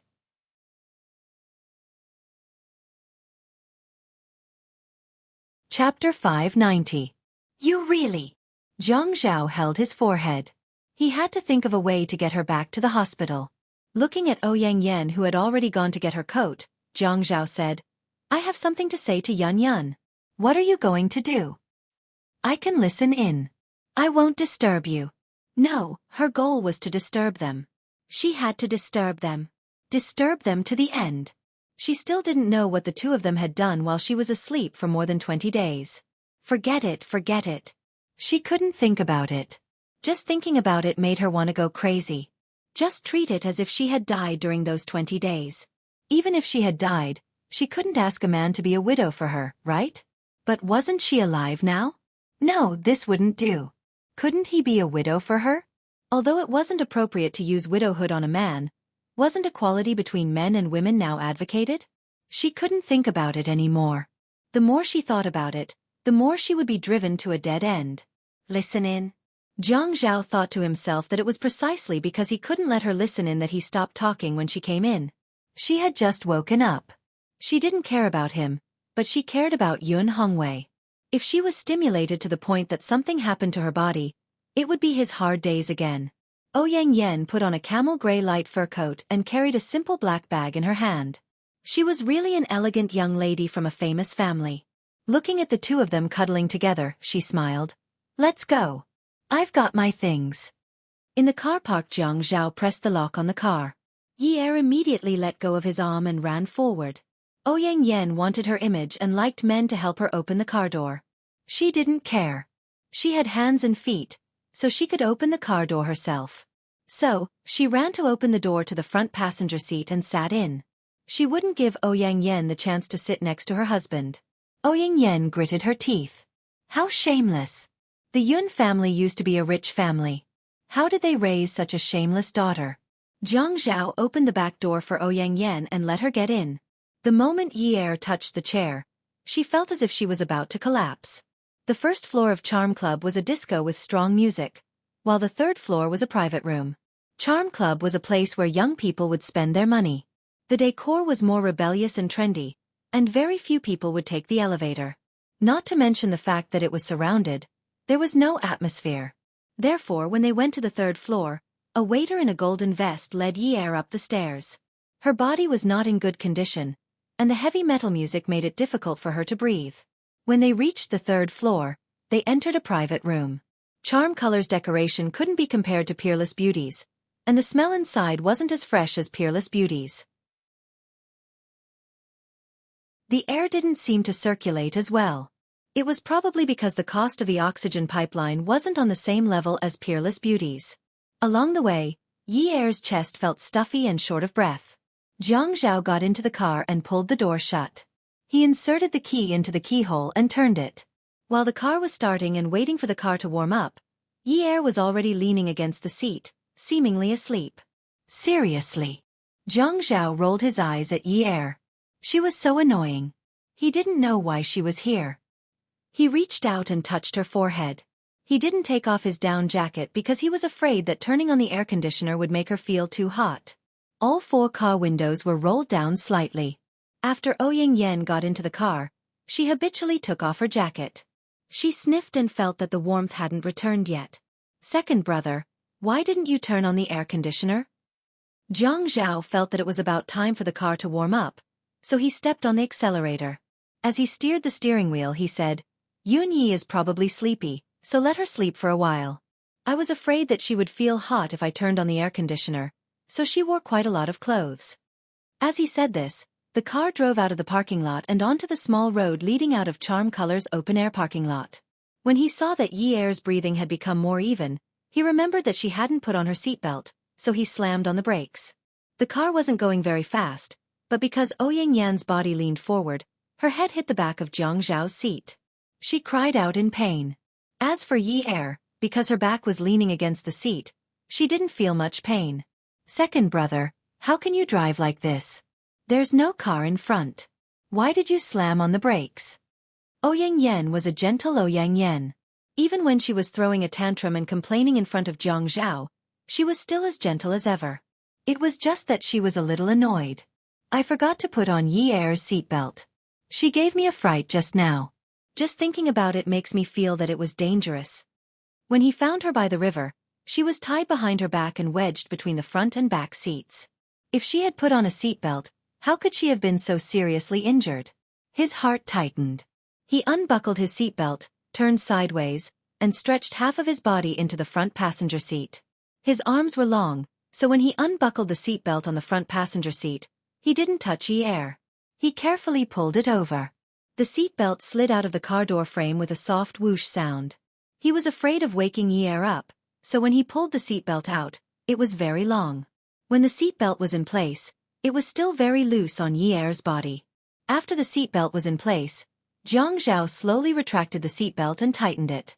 This way, she wouldn't wake up from her sleep.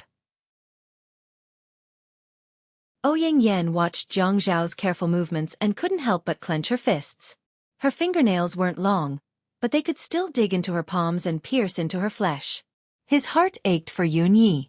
Was she worried about the heat when the air conditioner was on? Didn't he see that she had already taken off her coat? Second brother, aren't you worried that Yi Er will catch a cold if you don't turn on the air conditioner? Jiang Zhao was stunned. That's right. She slept with her clothes on.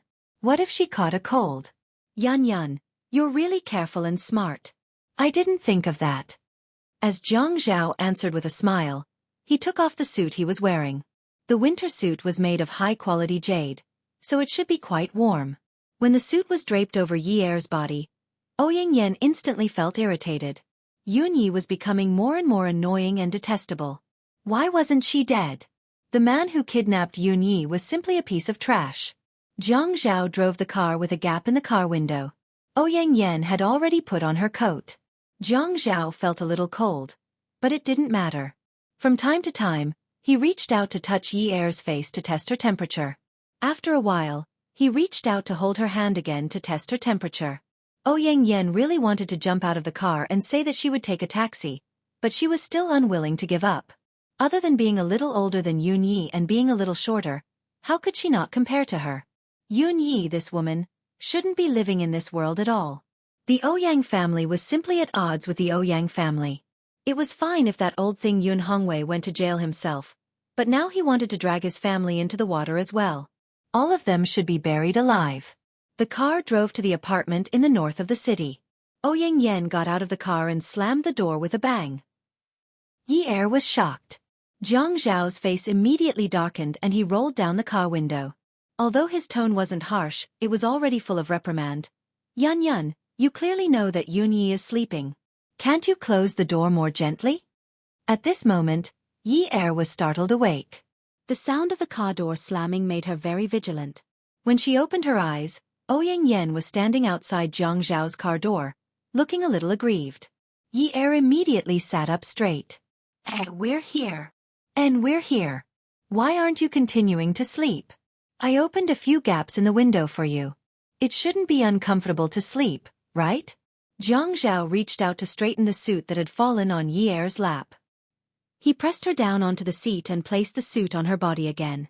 The man said in an unpleasant tone, "If you want to sleep, why aren't you sleeping properly? Why are you moving around?" Yi Er's heart exploded. What was he trying to do? He told her to sleep here while he went upstairs with Ouyang Yen, who was waiting for him outside the car. This was too much. Yi Er threw Jiang Zhao's suit aside and lost her temper. I'm not sleeping. She didn't care anymore. She couldn't take it anymore. Who could stand such a thing? It was like she was a person who wanted to eat grapes but didn't have the money to buy them. When she finally saw someone buy a bunch of grapes and the person spat out the seeds after eating the grapes, she ran over to pick up the seeds and plant them in her yard. She watered and fertilized the grapes every day, catching insects and building a frame. She waited painstakingly for the grapes to ripen and grow into sweet grapes that were bigger than the grapes outside. Usually, if there were 2 snails that wanted to climb the grape frame, it would be fine. At most, she would just catch them and stomp them to death when she saw them. But King hell. There was such a thing in this world. A grape seed was planted in the ground, but it didn't bear a bunch of grapes. It only bore one. It was big, purple, and tempting. She couldn't bear to eat it. She waited patiently, waiting for the grape to turn purple and black before eating it. In the end, the god of plague who spat out the grape seeds came knocking on her door and insisted that she stole the grape seeds that she spat out. She insisted on plucking the grapes that she planted. Was there still any law? Yunyi, why are you quarreling? If you don't want to sleep, then don't sleep. Why are you throwing things? Jiang Zhao had a stomach full of anger that he couldn't vent. He was suffering internal injuries from holding it in. And because the Ouyang Yen was outside, he forced himself to calm down after quarreling. He mustn't lose his temper. It was fine to quarrel a little. What was the point of throwing a tantrum in front of outsiders? Yi's heart was filled with grievances, wave after wave. The weather in High City had already dropped to -2 to 3 degrees Celsius. She only drank some soup and thought that he was missing. What else did she want from him? This wasn't the first time she ran out of the house to look for him. Just because she was more attentive than him? Just because she deserved it, right? Some people said that in love, whoever fell in love first would lose. They had also made a bet back then. Why was the loser so pitiful? Why was everything wrong? No wonder no one was willing to lose. He wouldn't lose, and she would never admit defeat. She would never admit how pitiful she was in front of him. Yi Er opened the car door. I want to go up and sit for a while. If they dared to sleep with her in front of her, she would use the kitchen knife to kill this adulterous couple. They were too much. Jiang Zhao was so angry that he wanted to bang on the door. It was such a cold day. The Ouyang Yen knew to go back. Why did she still want to go to his place? She had been out for so long. She probably hadn't even lost the night's medicine. Now she didn't even want to leave. She was so bored that she became an idiot. Yunyi, are you crazy? What are you going up for? Go back to the hospital. I don't want to. I just want to go upstairs and sit for a while. When Yi Er got out of the car, she slammed the car door. Jiang Zhao had no choice. He could only park the car at the marked parking space and get out of the car. Ouyang Yen didn't want Jiang Zhao to see her angry expression, so she walked faster to chase after Yi Er. Yi Er walked in front like the protagonist. She thought to herself, why can't I walk faster? Why can't I take the lead and walk in front? This house is my husband's. Even if it was a premarital property, after 5 years of marriage, it would be a joint property. She couldn't divorce him. This house would sooner or later become her and her husband's joint property. Come and see. Song Shu 566.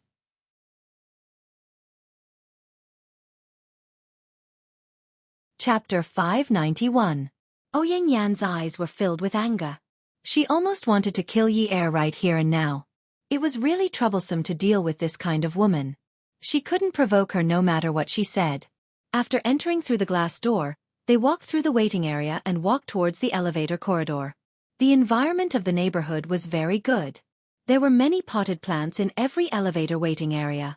It was winter now, so most of the plants were green. However, there were also plants like the fortune tree. The temperature in the waiting area was a few degrees higher than outside. The fortune tree had braids on its stems. There weren't many green Yi Er because the air and sunlight were not as direct as outside. The color was a light yellow. Yi Er walked in front while Ouyang Yen followed behind. Yi Er wanted to see what Zhang Zhao and Ouyang Yen were doing behind her. She walked so slowly. When she turned around, she happened to see Ouyang Yan's murderous eyes. Wow, this woman also has such a gaze? Did the sun rise from the east this morning? Ouyang Yen didn't expect Yi Er to suddenly turn around. She didn't stop walking. She wasn't as tall as Yi Er, but Yi Er was wearing flat heels today. She was wearing high heels today, so they were about the same height. Therefore, Zhang Zhao, who was still behind her, didn't see Yi Er's last expression clearly. Ouyang Yen bumped into Yi Er. Actually, she didn't use much force. However, when Yi Er screamed, her voice sounded very surprised and panicked. But behind her was the fortune tree's big pot. Although Yi Er also used some skill to avoid the pain of the fall, she did not calculate the direction of her fall clearly. Bang! Her head crashed into the beautiful night sky in front of her eyes, and the stars were so bright. Zhang Zhao heard Yi Er scream and pushed the door with force. The glass door bounced back after Zhang Zhao left. It bounced back and forth a few times before it stopped. Yi lay on the ground, trying to make her moans sound more painful. Wasn't this the effect she wanted? She didn't believe that the two of them would be able to throw her upstairs to have fun. She wouldn't give them such a chance. Rubbing the back of her head, she felt like dying. She just wanted to act, to learn how the mistress in TV dramas would harm the legal wife in front of the man. She was so good at it. If it wasn't a miscarriage, it was a sprain. The male lead would definitely scold the female lead, but she didn't want to act so realistically. Was it because she had bad intentions, so God was punishing her?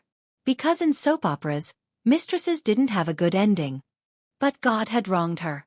She was the first wife, not a mistress. Her eyes were in so much pain that she wanted to cry. The words that came out of her mouth were extremely unbelievable and quite pitiful. Elder sister Yen, why did you push me? If you don't want me to go upstairs, just say so. Why did you have to push me so fiercely? Yi Er felt that she was saving herself by acting like a mistress in the soap operas. Even her tone and gaze were so similar. A mistress's lovely and pitiful appearance made people sympathize with her. Even if they didn't sympathize with her, they couldn't bear to scold her. She didn't know if it was because her acting was too good or because her body hadn't recovered and was very weak. At this moment, Yi Er's injury looked a little serious. Ouyang Yen was stunned. She didn't expect to be played like this. She looked at Yi Er and felt even more disgusted.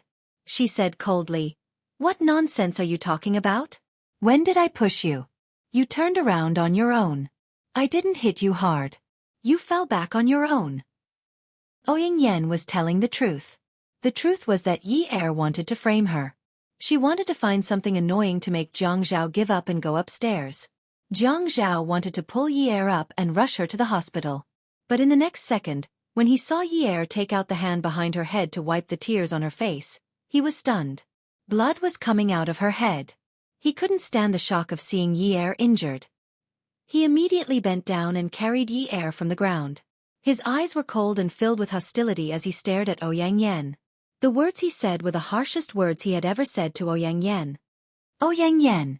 He called her by her name. Zhang Zhao had always called her Yun Yun. Ouyang Yen was stunned. She took half a step back. Her body trembled when he called her Ouyang Yen. Yun Ye's health isn't good. She just wants to go upstairs and sit for a while. She wants to go upstairs and sit for a while. What's wrong with a sick person being willful? Do you have to be like this? Zhang Zhao bit his lips. When facing Ouyang Yen, he would never be able to get angry like he did with Yi Er. For example, when he saw Ouyang Yen, he couldn't even curse. Some people were just like that. When you saw her, you would treat her like a goddess. It was as if you couldn't bear to blaspheme her. Even vulgarities should be insulted from her. Some people were just like Yi Er. When they did something wrong, they couldn't help but scold her. After scolding her, they wanted to dote on her. But Yi Er could throw a tantrum at him. He could control her and be fierce to her. But how could others do the same? Or even push her? She was just in a bad mood after being sick for a while and wanted to throw a tantrum. She just wanted to go upstairs and sit for a while. Perhaps she wanted to go upstairs and look at the plants on the balcony. People who were sick were always fickle. Ouyang Yen was a magnanimous person. How could he push Yi Er just because she was being unreasonable? Yi Er was really feeling a little dizzy. In the beginning, there were still stars spinning in the sky. But now, it was almost dawn. The stars had disappeared and it was getting darker.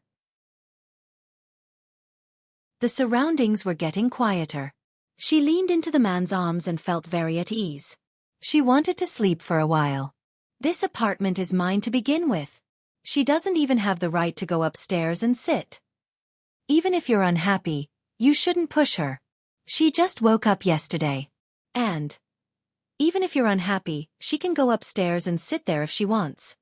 Zhang Zhao didn't want to waste any more time talking to Ouyang Yen. When he carried Yi Er to the glass door, he turned around with his back facing the glass door. In front of him was Ouyang Yen, who was so anxious that she was crying. He used his back to push the door open and said fiercely, "It's good that she's fine. If you cause her to be in a coma for a few more days, I'll tell you. Let me tell you, no matter whether the Ouyang family's affairs are related to Yun Hongwei or not, don't expect me to intervene." When Zhang Zhao finished speaking, he pushed the door open with his back. His long legs were wide. He was running as fast as he could, but he was worried that he would shake her head if he ran too fast. After placing her on the passenger seat, he laid her down flat. At this moment, Yi Er suddenly left Zhang Zhao's arms. Her sense of security disappeared instantly. She was afraid that Zhang Zhao and Ouyang Yen would leave her behind. However, she was very tired and could only call out anxiously, "Hubby, hubby." Zhang Zhao's hand was grabbed. When he heard Yi Er calling out for him, he quickly bent down and kissed her lips. His other hand caressed her forehead and gently combed her hair back. Be good, be good. Hubby will take you back to the hospital. We're here. I need to drive. Be good if you don't let go. Hubby can't drive. We need to hurry to the hospital. Yun Yi, be good. Zhang Zhao's coaxing had reached the limit. Be good, be good. When Yi Er heard this familiar voice, although it was dry, it was very warm. Zhang Zhao retracted his hand and patted the back of Yi Er's hand comfortingly a few times. Then, he helped her fasten her seatbelt. Along the way, Zhang Zhao drove with one hand. From time to time, he would pat Yi Er's shoulder or hand to tell her that there was always someone by her side and that there was no need to be afraid. When his condition was better, he would hold her hand with one hand and gently massage the web between her thumb and forefinger. Zhang Zhao did not dare to tell Yun Hongwei that Yi Er had injured her head because the doctor said that the main reason why she fainted was because she was too tired. She had just recovered and should not be too tired. Otherwise, she would not be able to take it. They should open the window more to let in some fresh air and let the patient rest for a few days. Zhang Zhao thought about the environment today and was afraid that none of them were suitable for rest. The doctor said that there was a small wound on the back of the patient's head. It would be fine after 2 stitches. The main problem was that she needed more rest. She could take some supplements now. As for what the doctor said, he could not tell Yun Hongwei anything. Later, when he told him the whole story, he might ask them to get a divorce again. This father-in-law was the best at threatening people. When he threatened someone, he would directly pick the thing that he cared about the most. When the stitches were done, they gave her some anesthetic. A small piece of hair was shaved at the injured area. When the nurse was about to throw it into the trash can, Zhang Zhao said, "Give this to me. Don't throw it away. My family says that long hair should not be thrown outside after it has been cut." Zhang Zhao remembered that Qin Zhen had told him before that if a woman's hair was long, she should go to the hairdresser to have it cut. In the end, she should bring it home and not throw it away. It was inauspicious. He asked her why. She said that there was no reason. "In the past, after I got married to your father, I went to cut my hair. Your father was very unhappy. He said that a married couple's hair was cut and thrown outside like this. What kind of woman was she? In the end, they really divorced. Who knew? It was just a superstition. In any case, after Yi got together with him, she had not cut her hair. Occasionally, she would trim the split ends, but it did not grow much. The quality of her hair was not very good. In the past, she had permed and dyed her hair. Especially from the middle to the waist, it was very dry. Only the part from the top to the middle was smooth to the touch. She held her hair in her hand. Half of it was black and the other half was yellow. It was a little curly and did not look good. While the nurse was stitching up Yi, she twirled her long hair around her finger. Ouyang Yen had been waiting in the waiting room outside the elevator. There were humanely arranged chairs in the waiting room. She sat on it and lowered her head. Thinking about what had happened that night, she felt her blood boil. Yunyi was too vicious. She was not even 20 years old. How could she be so arrogant and dare to scheme against her? Not only did she scheme against her, she actually dared to hit herself so hard. Her head was almost broken. Now, what kind of person did she become in front of Jiang Zhao? Narrow-minded? Evil in her heart? He spoke in such a harsh tone. Even back then, when she told him that they had been separated for a few years and wanted to go out and try her luck, he had not been so angry. Welfare, Song Shu 566.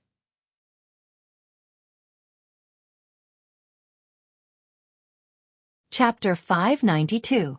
Actually, they hadn't really broken up. They had only said that they would be apart for a few years, and he had said that he would wait for her. But now, he would never admit that their relationship was just a temporary separation for a few years. She had left without any hesitation because she believed that he would be faithful to her. If a man like Jiang Zhao had started to be unfaithful, would there still be a reliable man in this world? What did he say? If something happened to Yun Yi, he would never interfere in the family Ouyang's matters. How ruthless! Did he think that she, Ouyang Yen, had to rely on him? Did he think that he was so great? Did he think that she had swallowed her pride and looked for him because she wanted him to help her family Ouyang? He thought too highly of himself. She slowly picked up her phone and dialed a number. Her gaze slowly recovered from its daze and became clearer and clearer. There were daggers in her gentleness. When the other party picked up, Ouyang Yen chuckled and said, "Grandpa, are you asleep?" "Hee, yes, I miss you." "Yeah, I want to talk to you about something." Although the sky was already dark, it was winter after all, so it was still early. It wasn't even 10 o'clock yet.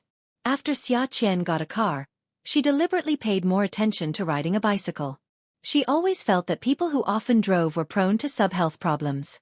As someone who worked in the media, she always knew a lot about this. She was very afraid that she would develop sub-health problems at such a young age, so she would ride a bicycle for an hour every night. She rode the bicycle very fast, which was the only way to train. She threw her sweater jacket into the bicycle basket. She wore a pair of singlet pants, which made it easy for her to ride the bicycle. Riding a bicycle at this time of night had its benefits. There weren't many people riding on the road. As long as it wasn't in the city center or the commercial district, there weren't many pedestrians. Riding a bicycle at this time of night was the best. Otherwise, she would have to go to the riverside very early to ride. On the asphalt road outside the sidewalk, she whooshed through the wind and fog. She was in a positive mood. The trees planted by the roadside were as big as rice cookers. There was a parking line between the trees, and the number of cars parked in the line ranged from 30 to 50,000 to 3 to 5 million. Behind her was a loud fart that shook everyone's ears. A modified motorcycle arrogantly passed by Xia Qian from behind. Although she cursed the person who modified the motorcycle as a lunatic, she had to admit that she was scared by this lunatic. The consequences of being scared were more serious, causing her bike to tilt and fall onto the car next to her. Xia Qian was a media person. She felt that she was promoting positive energy at any time and place, but promotion and yen yilv were two different things. She looked at the wheels of the car. On the wheels was the logo of the car. In fact, a car like Bentley was nothing special. It was just that she couldn't afford it. Xia Qian believed that positive energy needed to be promoted. For example, don't be calculative, don't be unforgiving, have a broad mind, have great love in your heart, be kind like water, have a heart of tolerance for the people of the middle and lower class of society, and learn to bemoan the state of the universe and pity the fate of mankind. The owner of the Bentley must be a kind person, so he wouldn't care about the small damage a bicycle caused to his car. Xiaoqian took a deep breath and looked around. Then she generously picked up her bicycle and prepared to escape. Hearing the door lock click, Xiaoqian quickly got on the bicycle. Before she could take a step, the back of her collar was grabbed by a tall and lanky man. Hey, hey, hey! A gentleman uses his mouth, not his fists. When Xiaoqian couldn't pedal, she realized that not only was she grabbed, but the back seat was also grabbed. Miss, don't you know that you have to pay for broken things? Xiaoqian felt that the voice was familiar. She stretched out a hand that was holding the armrest and scratched her head. Suddenly, an idea flashed through her mind. She immediately turned around and looked at the man who was holding her clothes from the back. Was this guy flirting outside at night? He was dressed like a tyrant in a Korean drama. Was he acting in Winter Love or Love in Blue? But the male lead's eyes weren't so evil, okay? Don't be like this every time. Haha, Mr. Shen, hello? Long time no see. You're getting more and more. Xiaoqian desperately tried to think of an adjective to describe him. Handsome? Too old-fashioned, too vulgar. Handsome? Wasn't it about the same? Before she could think of anything, Shen Kai loosened his hands and casually patted them a few times. Yeah, it's fate. Why do I run into you everywhere? Shen Kai suddenly loosened his grip. Xiaoqian had one hand on the steering wheel and the other on her head. She twisted her body backward and stepped on the pedals. Shen Kai loosened his grip and the car immediately tilted. Shen Kai didn't even have time to pull it and it fell to the ground. Xiaoqian thought to herself, good, good. It wasn't embarrassing because she wore thick winter clothes and it didn't hurt. She stood up and fixed the bicycle. Mr. Shen, you're good at kung fu. I can't even handle your shadowless kicks. Shen Kai had met Xiaoqian a few times and could roughly guess her personality. Is that so? Then I'll try the 18 dragon palms again? Knowing that Xiaoqian was referring to his hands as feet, he cooperated and lifted his feet. The shiny leather shoes made Xiaoqian's eyes hurt. Fine, Xiaoqian admitted defeat. Some people didn't care if you called their hands or feet. They just wanted to make you suffer and didn't care about anything else. Next time, she had to think of a way to make a program. The topic was how to rebuild the self-esteem of young people nowadays. Yi Er woke up after the drip. When she woke up, Jiang Zhao was sleeping beside her. His arm was under her head. His head was leaning against hers and his chin was on her shoulder. Was he back at the hospital? Was it the next day? No, she had to be sure what time it was. Honey, what day is it now? What time is it? Jiang Zhao suddenly opened his eyes and said doubtfully, Honey, are you stupid? It's been less than 2 hours since you came back from the apartment in the north of the city. There are still a few minutes before the drip is finished. Why are you asking about the time? Yi Er was happy. So it was the same day. If she stayed in the hospital for less than 2 hours, it meant that Jiang Zhao didn't go upstairs to the Ouyangyan apartment. Even if there was no traffic at night, driving to the hospital from there would be no traffic. It would take nearly 50 minutes. Really? Yes, really. Honey, I really like staying in the hospital.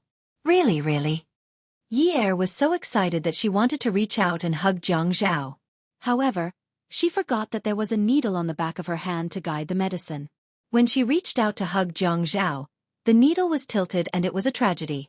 3 minutes later, Jiang Zhao was wearing his pajamas and standing in front of the bed. He was looking at the nurse cleaning Yi Er's wound. He suddenly felt that he should go to Hong Kong to look for a fortune teller as soon as possible. He really doesn't want to stay in High City for even a minute. It must be bad luck this year for so many things to happen. The nurse looked at the wound on the back of Yi Er's hand. Yesterday, the mayor's wife had overturned the forestand after vomiting and strained the back of her hand. This time, she did something else and strained the back of her hand again. How can Yi Er admit that she wanted to hug Jiang Zhao? How can she admit it in front of the nurse? After the nurse finished cleaning Yi Er's wound, she kept a pile of used cotton balls, disinfectant, gauze, etc. She reminded Yi Er not to touch the water and to come over tomorrow morning to change the gauze before leaving the room. Yi Er raised her hand and looked at it. She felt that it was nothing serious. It was just a small injury. She lay down again. When she saw that Jiang Zhao was still standing, she opened her arms to him and asked him to hug her. "Hubby, let's sleep together. I want to sleep with you." Jiang Zhao lifted the blanket and looked at her. He couldn't help but want to eat her up. Didn't she know that he had not eaten meat for a long time and couldn't resist her temptation? Not to mention, she looked so cute right now. He wasn't immune to her coquettish and cute tricks. Didn't she know that? "I don't want to sleep with you." Yi Er heard this. How can she do this? She doesn't want to sleep with him. And her tone was so cold? They slept together last night. Was it because of the Ouyang Yen? Yi Er also lifted the blanket on her bed and got out of bed barefoot. Jiang Zhao was about to stop her, but Yi Er had already jumped onto Jiang Zhao's bed. The size of the bed was not comparable to the bed at home, but it was much bigger than the bed in the public hospital. After Yi Er fell asleep, she patted the empty space beside her hand and smiled sweetly. "Honey, come on. Let's sleep." Jiang Zhao shook his head and sighed. She should sleep. Anyway, she took Western medicine and should fall asleep soon. As long as she didn't move, she would be fine.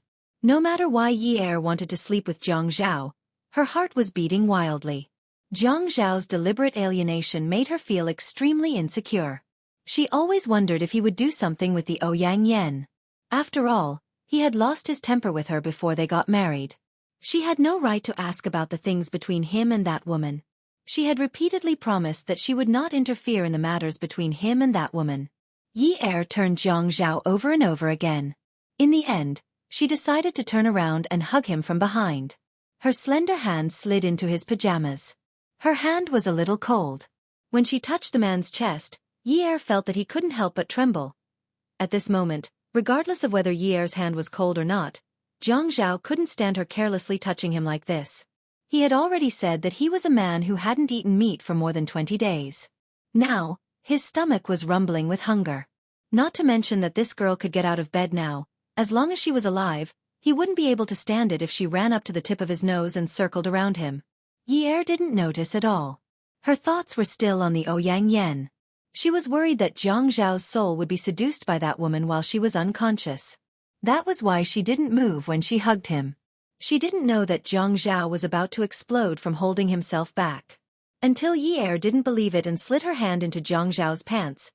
Beauty novel, Song Shu 566.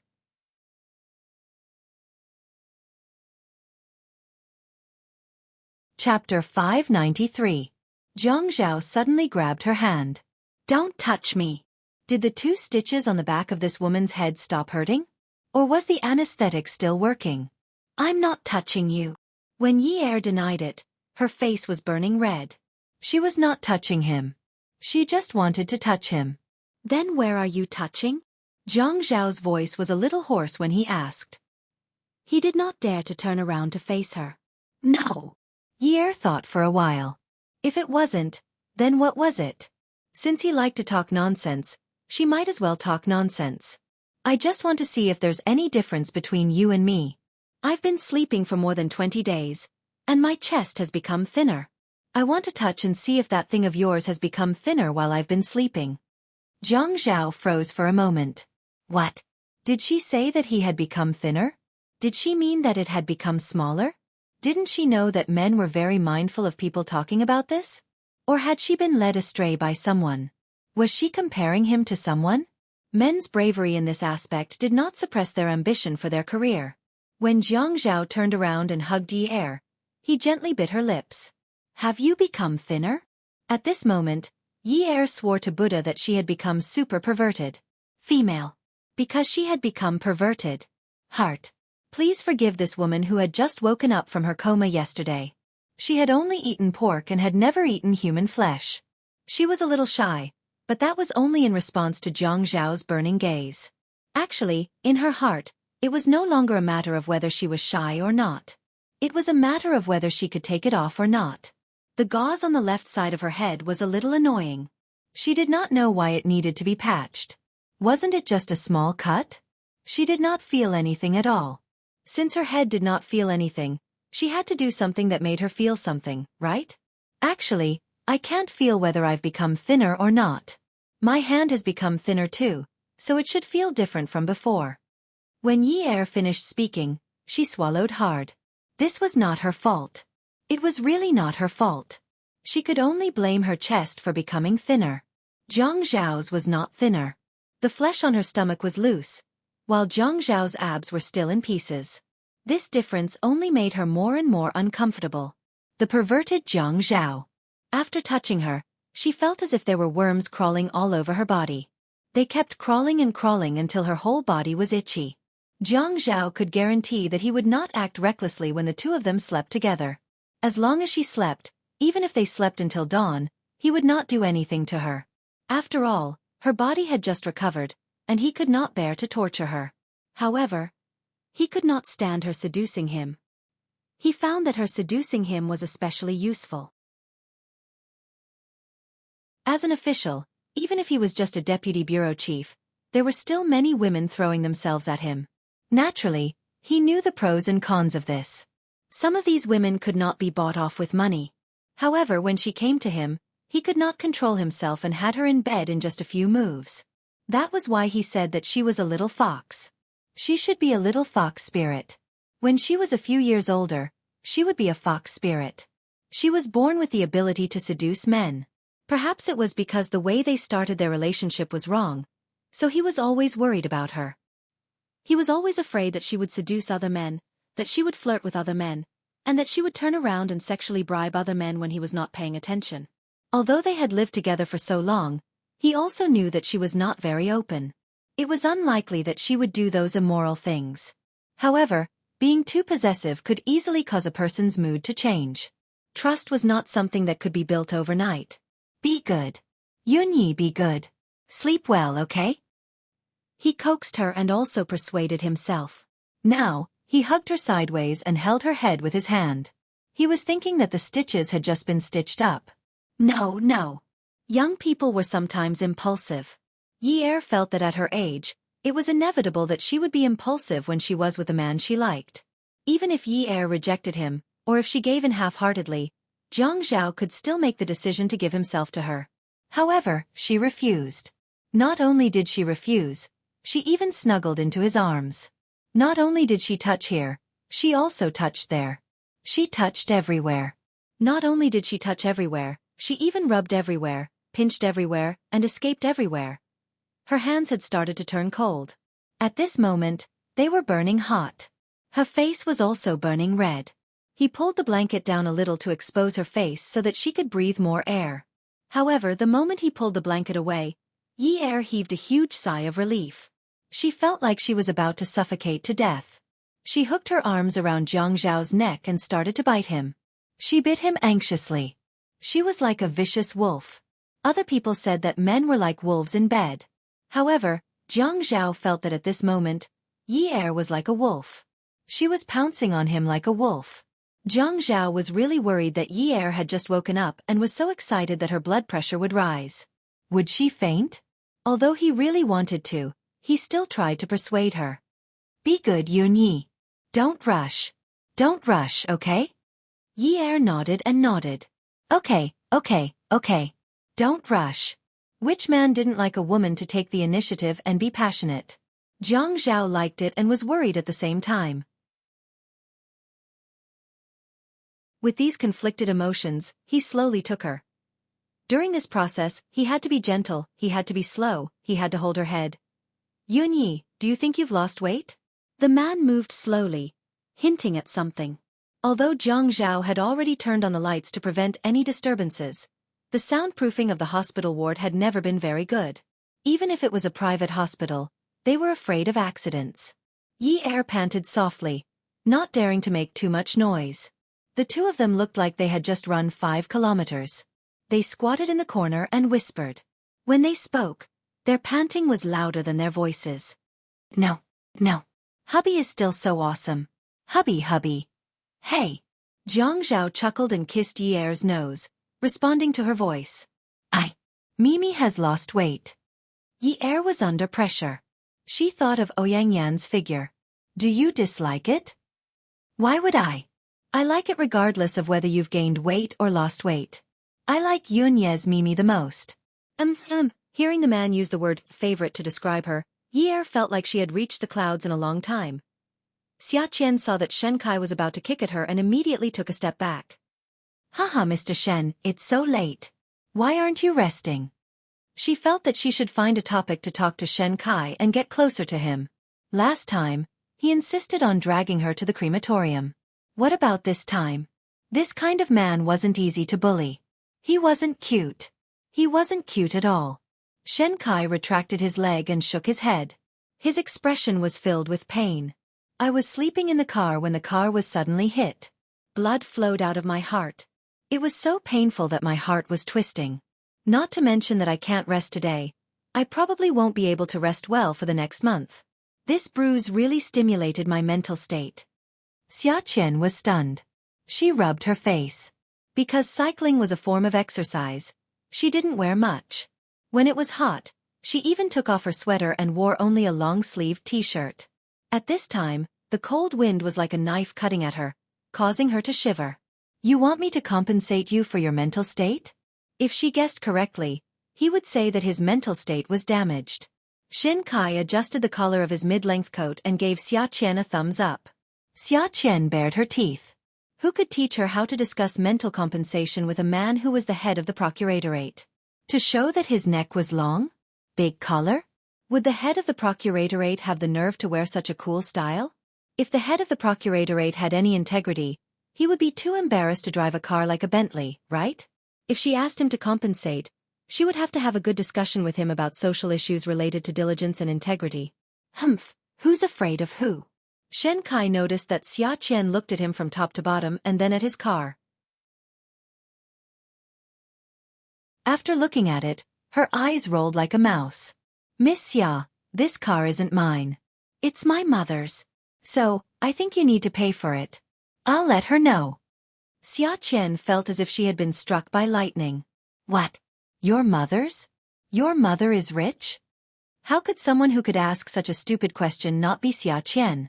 Shen Kai smiled in a very gentlemanly and self-deprecating manner. My mother is just a softie. My father gave her this car. In her heart, Xiaqian rolled her eyes that were begging for reconciliation. She glared at Shen Kai. She felt that this grandson was just pretending. He was obviously from a rich family. Why did he have to explain it like this? Was he afraid that others wouldn't know that his family was rich? However, Xiaqian's eyes were still begging for reconciliation. Even the smile on her face was like the sunlight without fog during the day. Mr. Shen, it's so late. Since you haven't rested yet, why don't we have supper together? I'll treat you. People equals money could be spent from Xiaqian's bag, and it was for a person she didn't like. There was only one reason, and that was that she wanted to save more money. Shen Kai reached out and touched his chin. His evil handsome eyebrows raised slightly. Yo! He said and looked at Xiaqian. She had already taken off her sweater from the front of the basket, not caring that there was a man standing in front of her. She began to put it on. Beauty novel, Xinwu 799.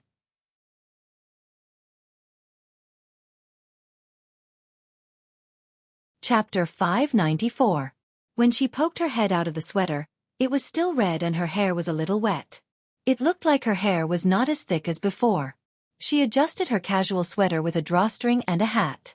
So, I'll treat you to supper. Anyway, he did not want to talk about the compensation. Xiaqian felt that she was pretty unlucky. Her second-hand car had crashed into Qin Fian's car, causing Yi Er's forehead to bleed and Jiang Zhao to almost tear her apart. However, she had bought this bicycle brand new and had ridden it for a few years. Today, she had crashed into Shen Kai's car again. Both times, she had crashed into luxury cars. That time, Qin Fian's car had escaped compensation because of Jiang Zhao's words. This time, she did not have any helpers by her side. What should she do? It looked like Shen Kai was not willing to accept a settlement. Shen Kai raised his devilishly handsome eyebrows again. He turned around and looked at the spot where the back door of the car had been hit. He frowned. This frown made Xiaqian extremely uneasy. Frown? Was he really going to ask his mother to come out and extort her? Although her sister was quite rich, she could not ask her to solve every problem. She was still dreaming of becoming an independent woman like her elder sister every day. Shen Kai laughed. You want to eat to pay off your debt? But I don't think it's worth it. Eating to pay off her debt. This was indeed Xia Qian's truest thought. Wasn't it just a meal in exchange for a scratch? Who didn't know that a piece of paint on a high-end car cost a white-collar worker a month or even a few months' salary? Moreover, she was not a white-collar worker. She was not even considered a gray-collar worker. Mr. Shen, look at you. What you're saying is so vulgar. Can't we talk about something more meaningful? For example, we can have a drink, make friends and have a chat. Shen Kai could not help but laugh. But I don't like to talk about ordinary things. I like to talk about life with women. Do you? Shen Kai said the word life ambiguously. Xia Qian, the idiot, did not understand the deeper meaning of the words life. Regardless of whether he was born from a dog or a pig, as long as he could repay his debt with food, it was all good. Of course I know how to chat. I also especially like to chat about life. I feel that it is especially meaningful to chat about life. Young people nowadays are impetuous and impatient. How many of them understand the true meaning of life? One look and I can tell that Mr. Shen is a particularly profound person. Even his conversation is so profound. Shen Kai looked at Xia Qian's serious expression as she agreed to talk about this kind of life with him. He felt that it was too interesting. High City's media college was known as the biggest college for mistresses. There was actually a girl like Xia Qian? I want to eat something good, Shen Kai said. Sure, but let's make things clear. Today's my treat. Don't act like you're going to fight to pay the bill. Xia Qian touched her trouser pocket. There were more than 70 yuan inside. She had originally planned to go back to the supermarket to buy some detergent, toothpaste, and soap, but it seemed that she was going to be extorted today. She looked at Shen Kai and said very generously, "Let's go to Qionglu. It's on the same level as Haiyu Lu. There are too many colleagues in Haiyu Lu. If I take you there for a meal, they will say behind my back that I'm flirting with handsome guys again. It won't be good." Shen Kai chuckled. Sure. Leave your lousy car aside. Let's go to Qionglu. Xia Qian sat in the Bentley and patted the cushion on the table. She said to Shen Kai, who was driving, "Mr. Shen, your mother has such good taste and good taste. The seats in this car are really comfortable. It's very suitable for a woman of your mother's age. When a woman has back pain for a few days, she won't have menstrual cramps anymore." Xia Qian originally wanted to say something good about the owner of the Bentley. If he did not lose money, he would have a higher chance of winning. Who knew that this flattery would hit the nail on the head? The model, color, and configuration of this car were all chosen by Shen Kai himself. The corner of Shen Kai's mouth twitched. Xia Qian said that this car was suitable for his mother's taste and taste. Was she trying to say that he was a friend of women? Yi Er felt the back of her head hurt more and more. It was a pain in the flesh, not a headache. Jiang Zhao knew that it must be because the anesthetic had not worn off. Now it was great. The two of them had just showered and were about to go to bed when her head started to hurt again. He didn't even know if she had strained her scalp when she was excited just now. Was the thread pulled open? Her eyes were filled with tears from the headache. He also had a headache. It was really too torturous. He was too embarrassed to go to the nurse. If the wound was pulled open and they asked about it, he couldn't possibly say that he had just had a fierce battle and then pulled open the wound, right? He couldn't say it out loud. It was better for him to take a look first. Let me take a look. Jiang Zhao sat up and turned Yi Er over. He then brushed her hair aside and gently pulled open the gauze at the back of her head. It's not torn. It's fine. The anesthetic has probably worn off. Do you want another shot of anesthetic? It won't hurt anymore after that. Jiang Zhao, are you uncultured? Even I know that Hero Lu Buoqing didn't use anesthetic during his surgery because he was afraid that he would become stupid in the future. Why don't you know about it? Or are you just looking at me like I'm stupid? Yi Er finally bit back at Jiang Zhao. It was really good to be uncultured. Jiang Zhao couldn't be bothered to argue with Yi Er. He was clearly afraid that she would be in pain. If she wanted to be a hero, then let her be. He lay down, hugged his wife and had a good sleep. At that moment in the southern home. In Zhou Li's apartment, Yuan Shichong was furious. He threw out the wall lamp and smashed 2 light bulbs. The thin glass shards splashed all over the room. Zhou Li sat on the sofa without saying a word. She slowly brushed her bright nail polish on her fingers. Yuan Shicheng, have you had enough?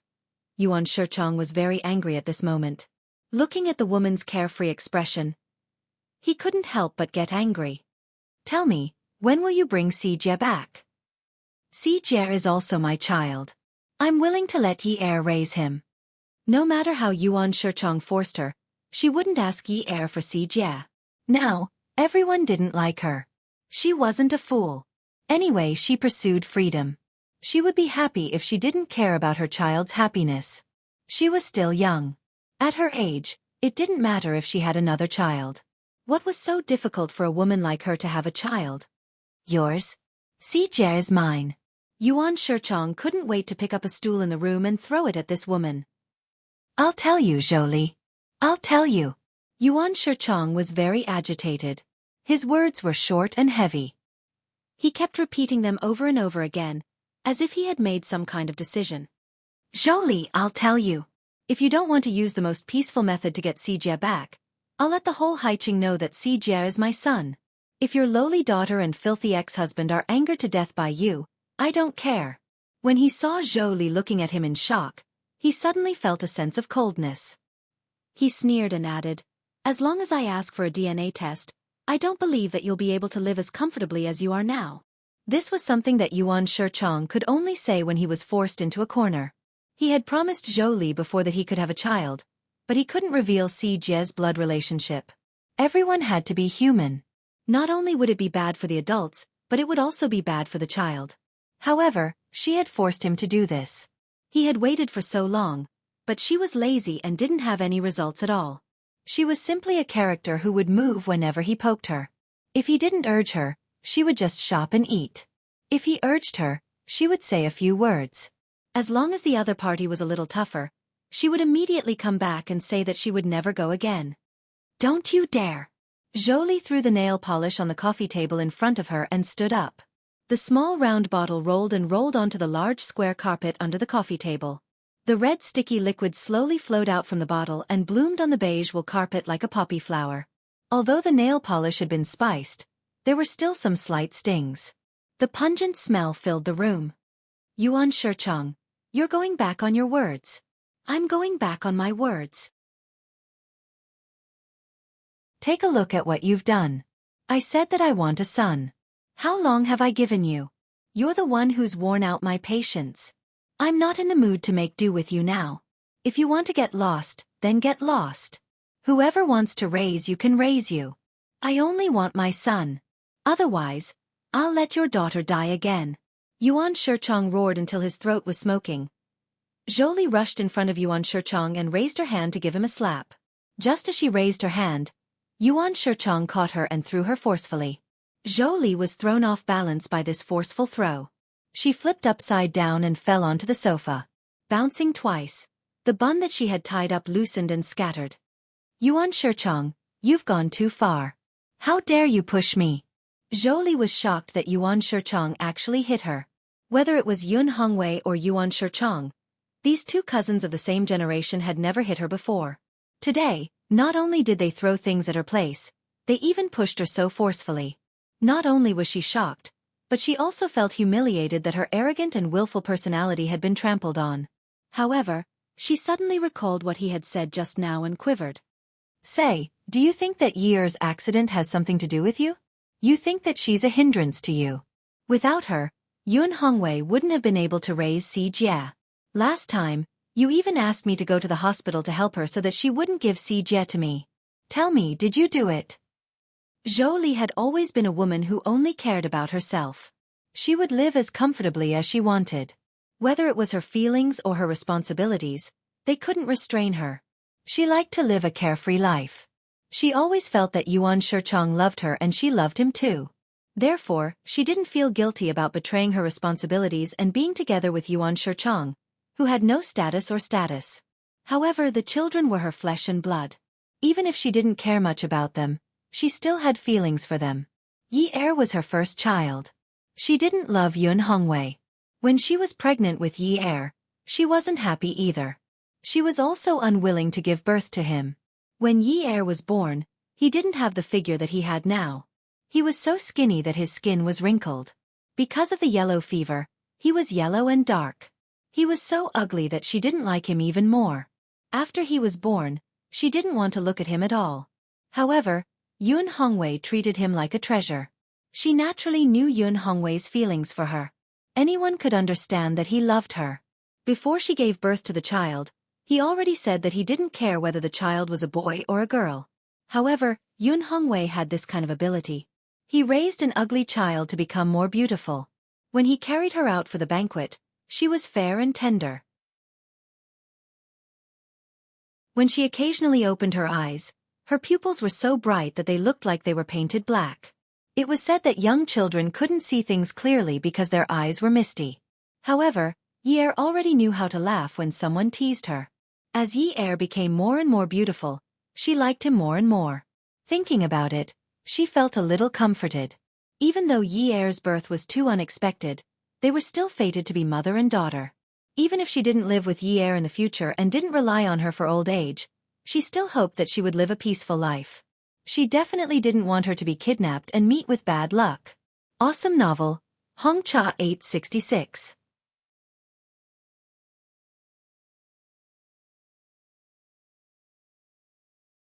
Chapter 595. And this bad luck was brought about by the man she had loved for so many years. It was one thing for Yuan Shichong to speak ill of Yun Hongwei and Yi Er and express his strong dislike for them, but she thought that he was jealous. But how could he be so ruthless to Yi Er? The living room was already in a mess because of Yuan Shichong's bad temper. Now that the woman had been pushed down, he looked like a domestic abuser. When he saw Zhou Li's red eyes questioning him, he sighed heavily and rubbed his face. His rough voice still lingered. "Zhou Li, I've spoiled you too much.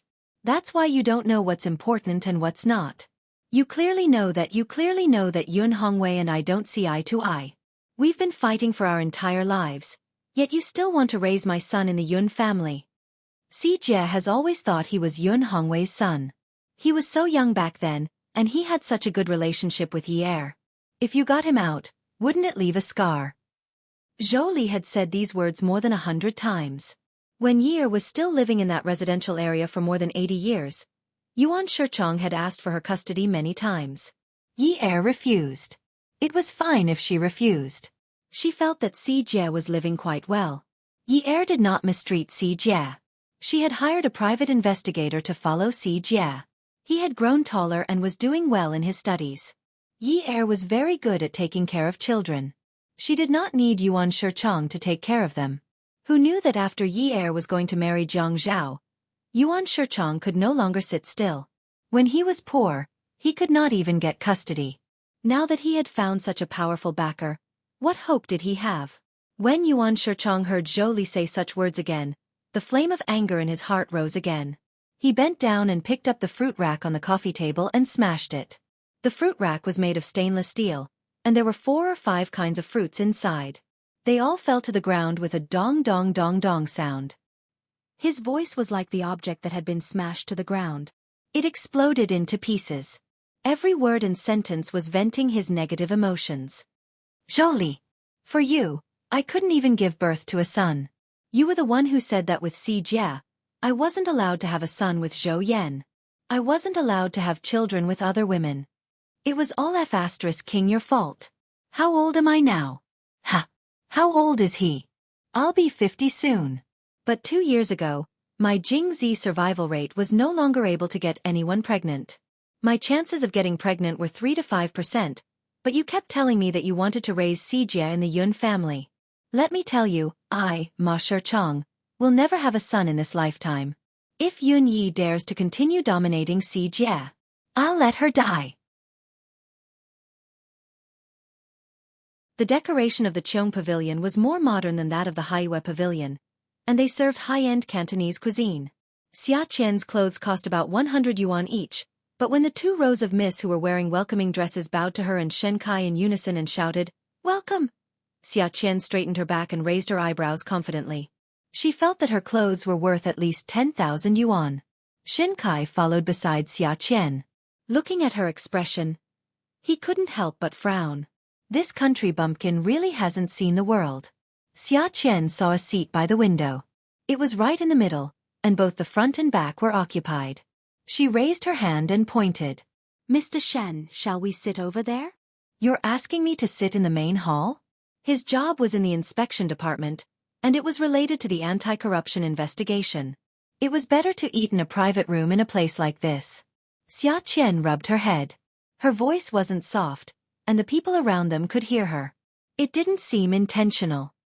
"Mr. Shen, you don't know, but private rooms in high-end places like this have a minimum cost. It's just supper for the two of us. It's a bit of a waste to have the minimum cost. Why don't we be frugal?" Mr. Shen didn't mind and smiled. He shrugged. "It's good to be frugal. Since it's your treat, you can do whatever you want." He didn't believe that they wouldn't spend at least a few thousand yuan if they casually ordered a few more dishes here. Xia Qian and Shen Kai walked to the window. The environment outside was very good, unlike other restaurants where sitting by the window was to look at the cars on the road and their exhaust fumes. Outside the glass wall was a flower garden, and there was even a children's play area. At this time, there weren't many people who brought children out to eat, so it was very quiet outside. The waiter gave each of them a menu. Xia Qian was very righteous. She said, "I'm treating Mr. Shen to dinner today. When you pay the bill later, don't give the bill to him, okay?" The waiter nodded and smiled politely. "Miss, don't worry. I'll remember. It's my treat. Let me do it." Mr. Shen is from the procuratorate and has always been honest. He definitely won't order properly when he's ordering. I really can't stand him. It's just a meal. The waiter smiled gently. "Mrs. Right." Xia Qian was an indirect sex offender, but at this time, she wasn't stupid at all. She covered her face with the menu to hide her appearance in the waiter's eyes. She whispered to Shen Kai, "Are you happy that I said good things about you?" The corner of Shen Kai's mouth twitched. Yes, he was so honest that he drove a Bentley today. Xia Qian ordered. Do you have monkey brains with oil?" The waiter was stunned. "What? It's a live monkey. You take the top off its skull and pour oil out directly. I heard that it's very nutritious." The waiter glanced at Shen Kai. Shen Kai's face darkened. The waiter quickly shook his head. Not to mention that there was no such thing. Even if there was, it was impossible to order such a thing when the head of the procuratorate was sitting in the hall. The waiter wiped his sweat. "Miss, we don't have it here. Let's order something else." "Braised giant salamander," Xia Qian said casually. "Giant salamander?" The waiter was stunned again. "It's giant salamander," Xia Qian explained calmly. The waiter held the table. "The country protected animals. Dear, even if you want to order something strange, can you enter the private room? You should have asked someone to test if the head of the procuratorate was here to cast a net. Besides, the investigation was so strict now. The restaurant didn't dare to do such things at all, for fear of being caught." "Miss, I'm sorry. We don't have it." "Why don't you have anything? How annoying." Yi Er patted the menu and was about to order 2 bowls of tomato egg noodles when Shen Kai saw through her thoughts. He flipped open the menu in front of him. "Miss, please order a serving of Buddha jumps over the wall in abalone sauce, braised chicken wings, matsutake and winter melon balls." Xia Qian wanted to slip away when she saw the waiter recording the orders with a smile on his face. Shen Kai glanced at Xia Qian, who was completely out of it, and said to the waiter, "Braised pork trotters." Xia Qian didn't want to eat. She couldn't eat this supper. If she ate it, she wouldn't be able to eat for the next month. She didn't want to lose weight. After the waiter left, Shen Kai said to Xia Qian, "Braised pork trotters? I'll order it for you." "Am I good?" "After meeting you a few times, I found a very serious problem. Your chest muscles are not developed enough. I heard that pork trotters are good. If you continue to eat, your chest muscles will be very developed after a month. Why don't you do an experiment? I'll see next month." Chest muscles. F***CK. See your head. The delicious dishes were served, and everyone's appetite was aroused. Some people ate heartily, while others couldn't swallow their food. Xia Qian said lazily, "I want to go to the washroom." Shen Kai nodded. Xia Qian stood up and was about to slip away from the door behind Shen Kai. Shen Kai pointed to the front. "Go straight to the end, turn left, and go straight to the end." The washroom is the only place with no way out. Xiaqian sat down. I suddenly don't want to go to the washroom. Shin Kai asked Xiaqian, don't you want to eat? I'm not hungry. Xiaqian was listless. She was not energetic, but she wasn't hungry. Her stomach was filled with anger. How was she going to escape today?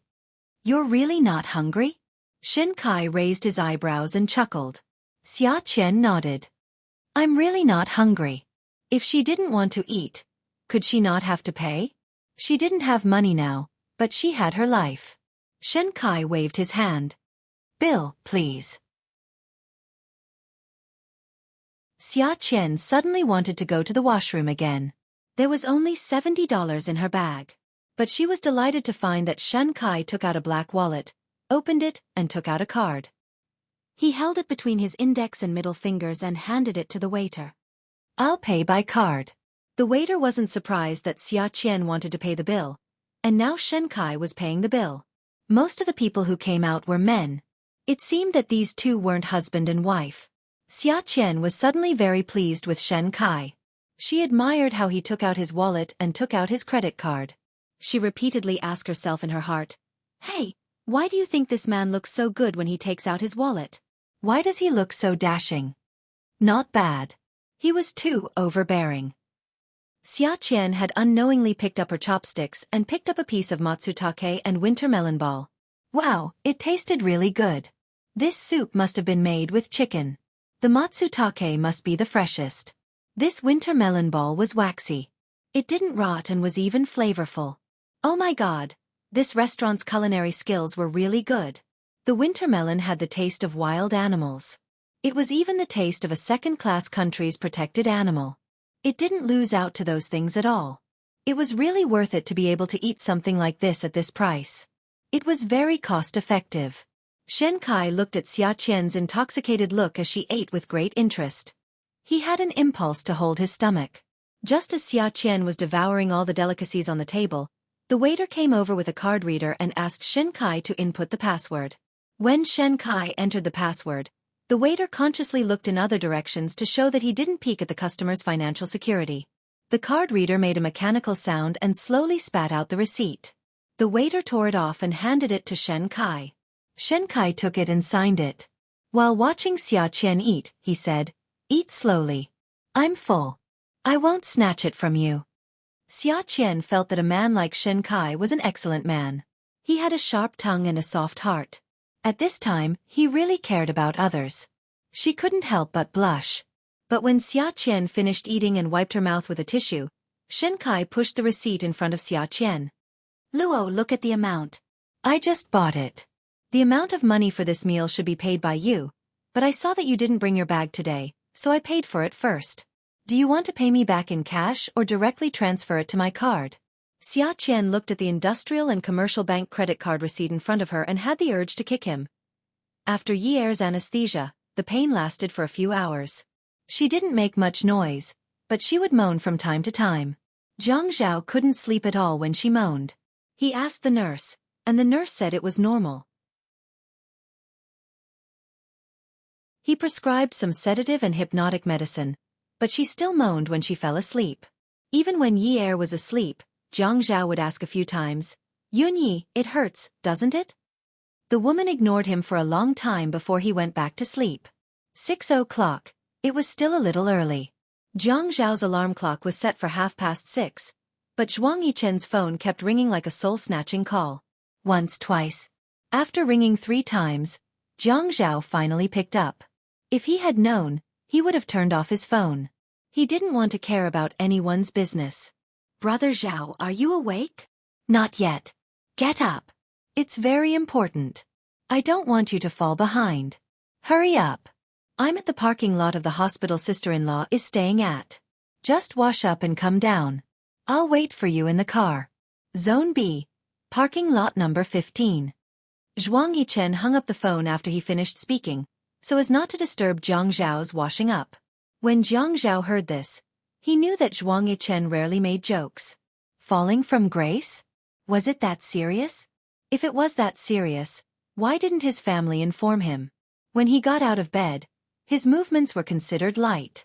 He went into the bathroom, brushed his teeth, washed his face, and shaved. When the electric razor moved under his chin, Jiang Zhao was a little lost in thought. He carefully recalled what had happened recently. Chen Tong? Chen Tong realized that the person behind Zhuang Yichen was him? So he made other moves? Zhuang Yichen wasn't such a careless person. Impossible. Zhuang Yichen? Because his secret dealings with Zhuang Yichen were finally discovered after all these years? Both he and Zhuang Yichen were very careful. It was impossible for peerless beauty to be in such a secretive place. Even if they occasionally greeted and chatted in public, it was still within the normal range. Impossible. About his 2 companies? The 2 companies were under his mother's name. Not to mention that his mother had always been a businesswoman, it wasn't strange for her to have 2 more companies. Even those with ordinary family backgrounds who later rose to higher positions would also use the government's resources to register their companies and earn money. As long as he didn't admit to his companies, no one could do anything about it. Other than his 2 employees, he didn't interact with anyone else. How could anything happen? Impossible. He cleaned up in a few moments, put on his shirt, sweater, and suit, and looked at his hair in the mirror on the wardrobe. He tidied it up and took his briefcase. He was just in time to go to work. He went out to find the nurse on duty and asked her to keep an eye on his wife's room. He had to go to work. After that, he pressed the elevator and went downstairs. He went to the parking lot in Zone B. When he saw number 15, he walked over. He opened the door of the back seat and got in. Zhuang Yichen didn't waste any time. He passed the newspaper in his hand to Jiang Zhao. Look at this. I came out early. I guess I'm one of the earliest people in this area to buy the newspaper. You have to think about what to do about this. Awesome novel, Song Shu 566.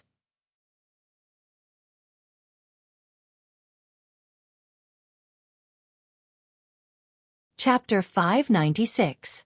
Jiang Zhao took the newspaper and glanced at Zhuang Yichen's side profile when he turned around. When he sat back, he was still looking at Zhuang Yichen. He should have read the newspaper immediately, but he knew the importance of the situation and needed to divert his attention to sort it out. He crossed his legs and leaned back. Then, he shook the newspaper in a seemingly leisurely manner and opened it. He held his breath. There were pictures and text. Yesterday, Ouyang Yan got into his car. In the end, it was his car that sent Ouyang Yan back to the condominium in the northern part of the city. Ouyang Yan stood outside his car door, as if waiting for him. There was no Yi air. The most important thing was that the 2 of them were childhood sweethearts. They went to the same school and later confirmed their relationship. After Ouyang Yan returned to Haiqing, he moved into his condominium in the northern part of the city. After getting married, he didn't move out. There was one time when he seemed to be drunk. It was Ouyang Yan who brought him to the condominium in the northern part of the city. There were pictures and incidents. Some of them seemed to be trivial, but the key words used were ambiguous and ambiguous. It made people's imagination run wild. For example, on a certain day, the 2 of them came out of a restaurant at the same time. A designated driver sent them back to the condominium in the northern part of the city. The 2 of them went upstairs together. Until the editor left, neither of them left first. What an accurate but immoral description. Until the editor left? When did the editor leave? Jiang Zhao was sure that the reporters who dared to publish news about a political figure like him had already resigned. He guessed that even the chief editor had to resign today. After all, his position was not as high as those bosses who started their own companies. If something that did not exist was blown out of proportion, he might be demoted or fired. This was clearly to destroy him. Who in Haiqing dared to go against the Jiang and Qin families in public? Do you have any reliable information? Jiang Zhao's voice didn't sound strange at all. He didn't raise his head and asked calmly, as if he was watching someone else's news. It was just that his eyes were lowered. The murderous aura that shot out from his pupils was hidden under his drooping dark eyelashes. There was almost no warning when this matter came out. Suddenly, there was thunder in the clear sky. Suddenly, the wind blew and the clouds gathered. The sky was thick black, as if a storm was about to happen. Not yet. I bought the newspaper by accident. Zhuang Yichen lied. Last night, he stayed at Xiao Yu's place in Qingfeng Garden. Last night, Xiaoya's car had problems and couldn't start. So he sent her to work for the first time. After all, he had to go to 2 places and in different directions. So he had to go to Qingfeng Garden earlier. She got out. When she saw the newspaper. She got. And saw the newspaper and saw the newspaper saw. And. She saw in the newspaper. He didn't discuss it with her. When she got out of the car, he asked her for the newspaper. After reading the newspaper, he decided to talk to Jiang Zhao face to face. It wasn't convenient to talk to Jiang Zhao with the driver. He asked the driver to take a taxi to the company. He and Jiang Zhao had been tied together for many years. Jiang Zhao's interests were almost inseparable from his. Once this mutually beneficial relationship was terminated because of Jiang Zhao's downfall, it would be difficult to find such a partner again. Most importantly, they had known each other since they were teenagers. No matter how they used each other, they trusted each other more than others. You're early today. It's rare. Looks like you slept well last night. Jiang Zhao smiled lightly. Zhuang Yichen also smiled. Jiang Zhao was still in the mood to tease him at a time like this? He couldn't even protect himself. How could he have the leisure to watch the storm? However, if he acted too impatient, it wouldn't be like Jiang Zhao. Except for the time when he was driven mad by Yun Yi, he was still the Jiang Zhao he knew. Yes, I'm so good to you. Old Master and Commander haven't called you yet, right?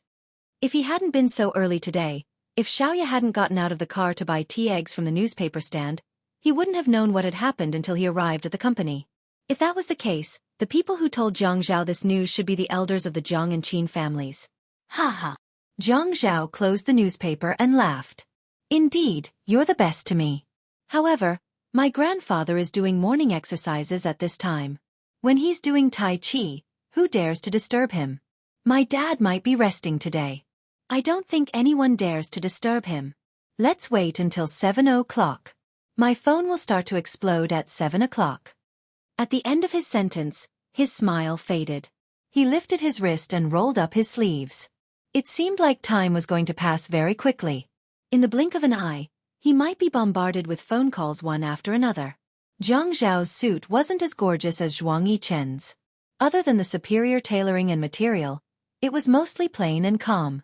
Although both of their suits were mainly dark, Zhuang Yichen's small collar was made of glossy silk. Moreover, only half of the collar was made of glossy silk. This kind of asymmetrical appearance suddenly stood out from the dull and monotonous suit and appeared more fashionable.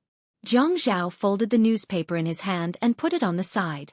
Then, he sat on the edge of the chair. This way, half of his butt was on the chair.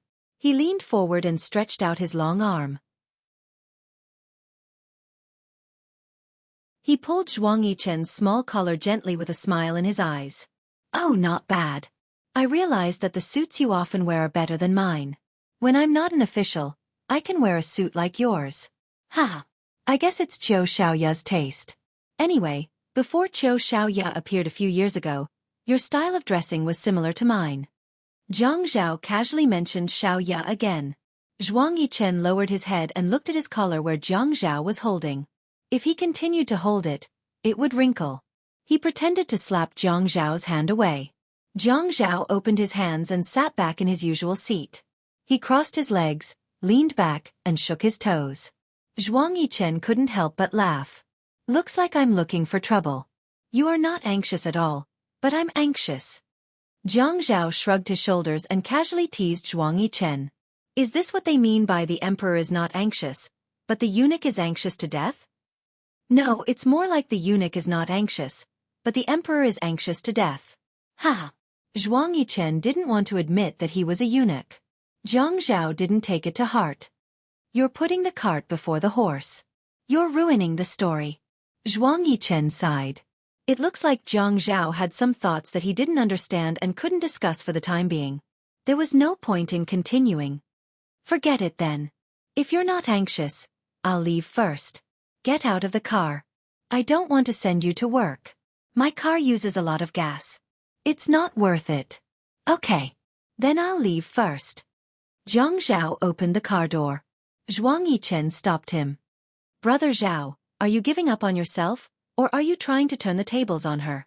He was indeed worried that Jiang Zhao seemed to have too many things on his mind recently. If he really didn't care about anything and went with the flow, that wouldn't be good. Wait until I find out who's messing with me first, Jiang Zhao said plainly. However, he couldn't help but tighten his grip on the door handle. He really couldn't let his guard down after being set up by someone. I'm afraid that by the time you find out who's behind it, you'll already be dismissed. Zhuang Yichen was telling the truth. Recess is not the end of school. Recess is not a 2-day break. The 2-day break is not a summer vacation. Even if it's a summer vacation, it doesn't mean that you'll graduate. There's no end to learning. Jiang Zhao laughed again, but Zhuang Yichen could hear the coldness in Jiang Zhao's laughter. The two of them had worked together for many years. He felt that he understood Jiang Zhao very well. Jiang Zhao's methods were not as ruthless as his, but that was only because Jiang Zhao's position didn't allow him to. Otherwise, if Jiang Zhao wasn't restricted by the Red Sect and his political power, he would have killed and robbed. There was nothing he wouldn't dare to do. Don't tell me you don't want me to find out who's behind this. Jiang Zhao shook his head. If it were any other matter, I would definitely ask you to investigate. However, this matter is so widespread that it's written about my relationship with my childhood sweetheart. It's not only to embarrass me, it's also to embarrass the well-bred Ouyang Yan. Tell me, after 7 o'clock, when my grandfather and brother Lai Qing see this kind of newspaper, won't they investigate?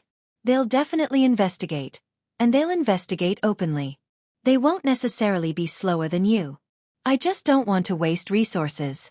However, as Jiang Zhao said this, he placed his hand on the door handle back on his knee. When he knocked lightly, his handsome eyebrows furrowed slightly. However, after this matter is investigated, it's not convenient for me to do anything at home. I'm afraid I'll have to trouble you again. Ha ha. Zhuang Yichen was waiting for this sentence. As long as Jiang Zhao said this, it meant that he could say 2 words. Benefits? Benefits. Jiang Zhao laughed as freely as Zhuang Yichen. The benefits are that if I'm still in this position, I can still go to a higher position, and you'll have more benefits. But the downside. Jiang Zhao paused slightly, and his eyes flashed slyly like a fox. The downside is that if I step down from this position and can no longer sit in this position, Chen Tong won't be able to help you with Zhuang Yifeng's matter. Even if he's on the same side as you, it's impossible because I have the Qin family and the Zhang family behind me, and he's only Chen Tong. And all the hard work you've put in this area will be in vain. Zhuang Yichen took a deep breath, but he didn't show any disappointment. He had been talking to Jiang Zhao, who was sitting on the left side of the back seat. At this time, he sat up straight and looked ahead. Looks like it's a big benefit. At this time, Jiang Zhao's phone rang sharply. He glanced at the caller ID and said to Zhuang Yichen, "Contact me if there's anything." Welfare, Xinwu 799.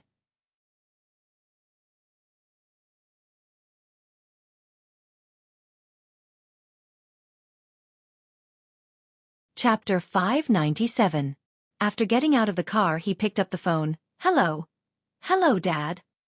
You little bastard." Jiang Liqing's voice went through the phone like a detonator exploding.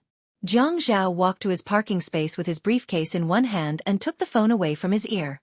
When he heard no more shouting, he took it back. "You are really a bastard." In the Jiang family, the words little bastard, bastard, and wolf were the pet words of the elders. They had the privilege to talk back. No matter what kind of bastard he is still your bastard. That was a big deal. Even if he was in his 20s, he might slap the back of his neck. "Dad, what do you think we should do?"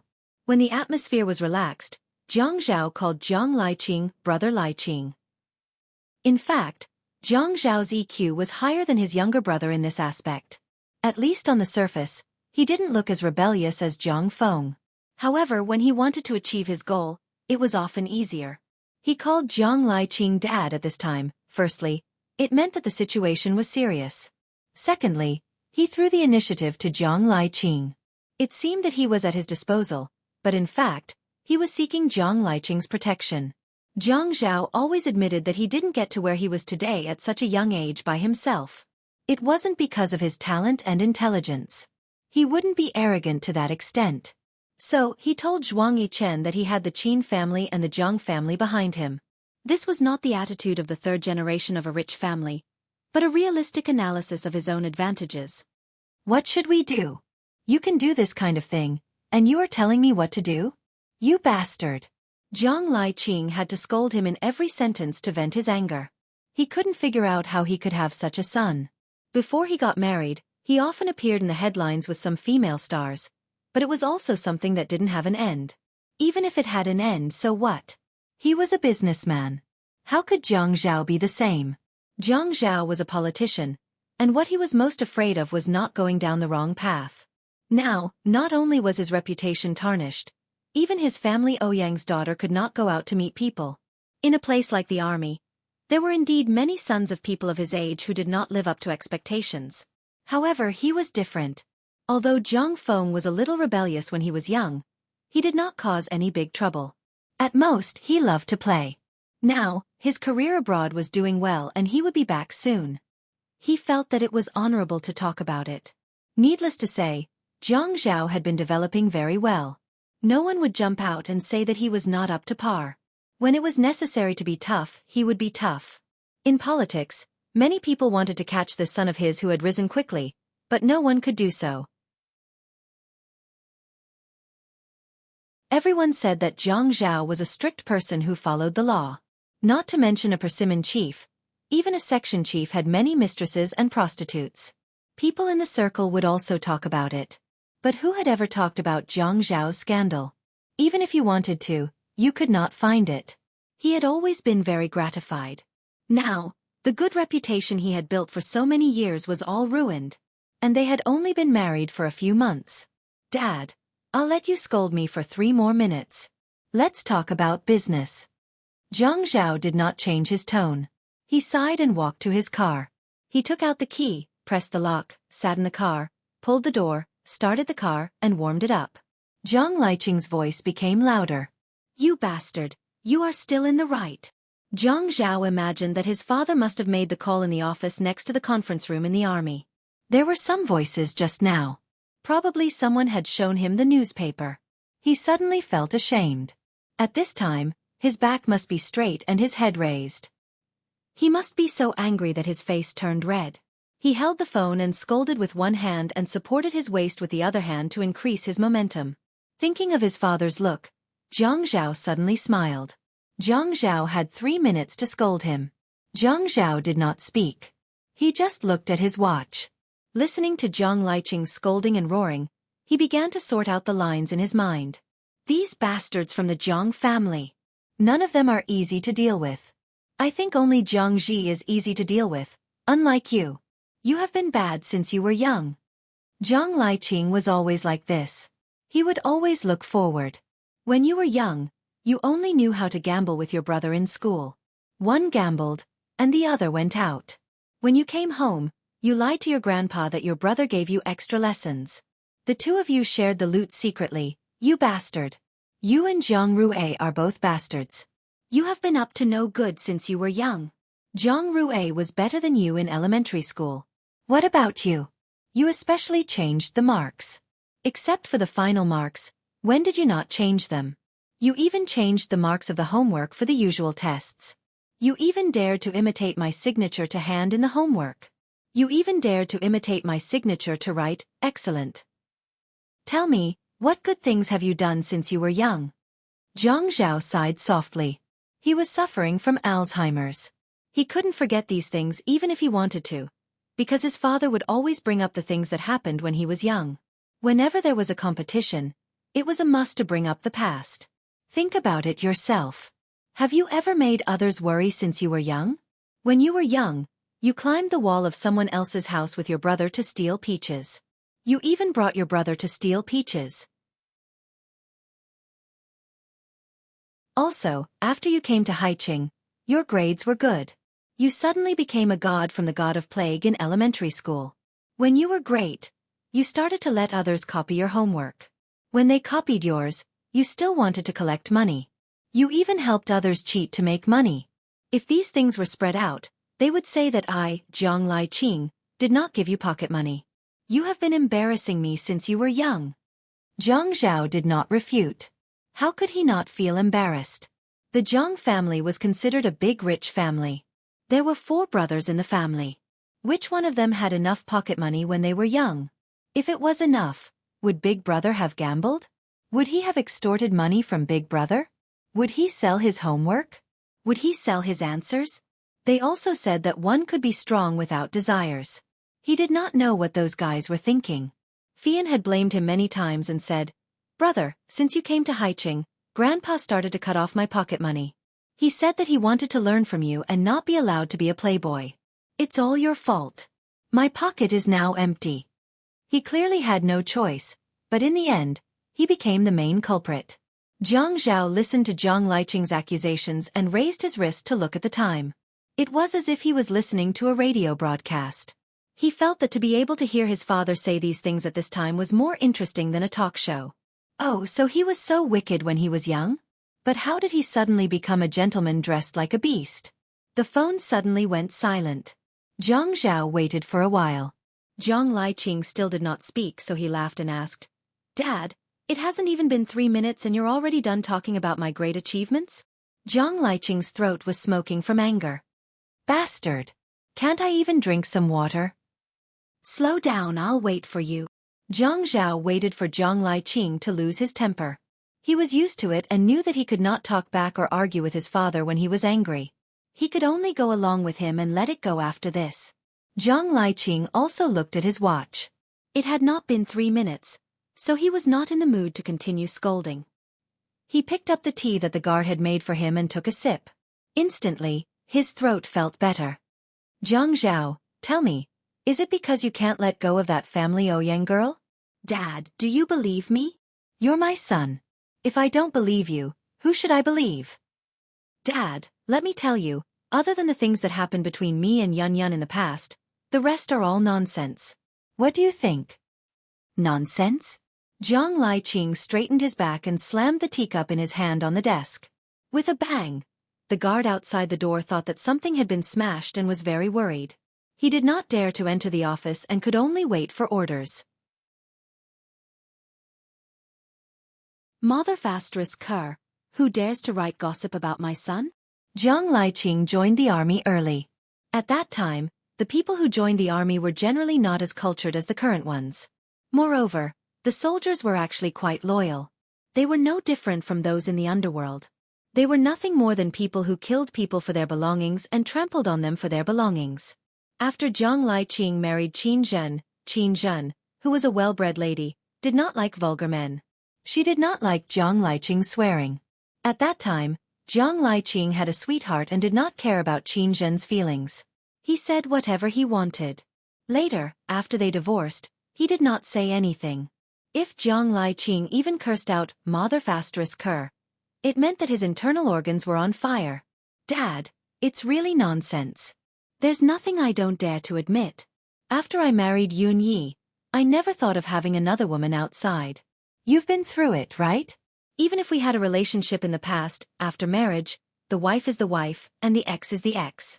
As men of the Zhang family, how can we mess around with this kind of thing?" Zhang Zhao easily dragged Zhang Liqing into the water. He knew very well about his parents' past. When his parents got married, it was more or less arranged. Zhang Liqing said, "Don't compare it to my matter. At that time I was in a different era from you. How advanced is the information technology now? How isolated were we back then? At that time, things like this would at most be solved by sitting together at home. Is it possible now? I only found out when the newspapers were out." "Dad." Zhang Zhao felt that he would rather listen to Zhang Liqing scold people. He did not know if it was because his family background was too good that he was so fearlessly stalling for time. "You can investigate this matter slowly. Or should I investigate it myself? You want me to clean up your mess? Then I'll have a meeting in the morning and start investigating in the afternoon." "Bastard! You still have the face to go to a meeting." "I'll investigate it." Zhang Zhao smiled. "Thank you for your hard work, Brother Liqing. You impudent bastard. Just you wait. When we get home tonight, I'll break your legs. Artificial limbs are too expensive. Even if you're rich, you shouldn't waste it like this." Zhang Zhao was still fooling around recklessly. I'm so angry. I'm hanging up. As soon as Zhang Zhao hung up, Ouyang Yan called, Beauty Novel, Hongcha 866. You're tuning in to the Xiaofan's Wuxia Tales YouTube channel. Don't forget to subscribe and join us on this journey to catch the most captivating stories.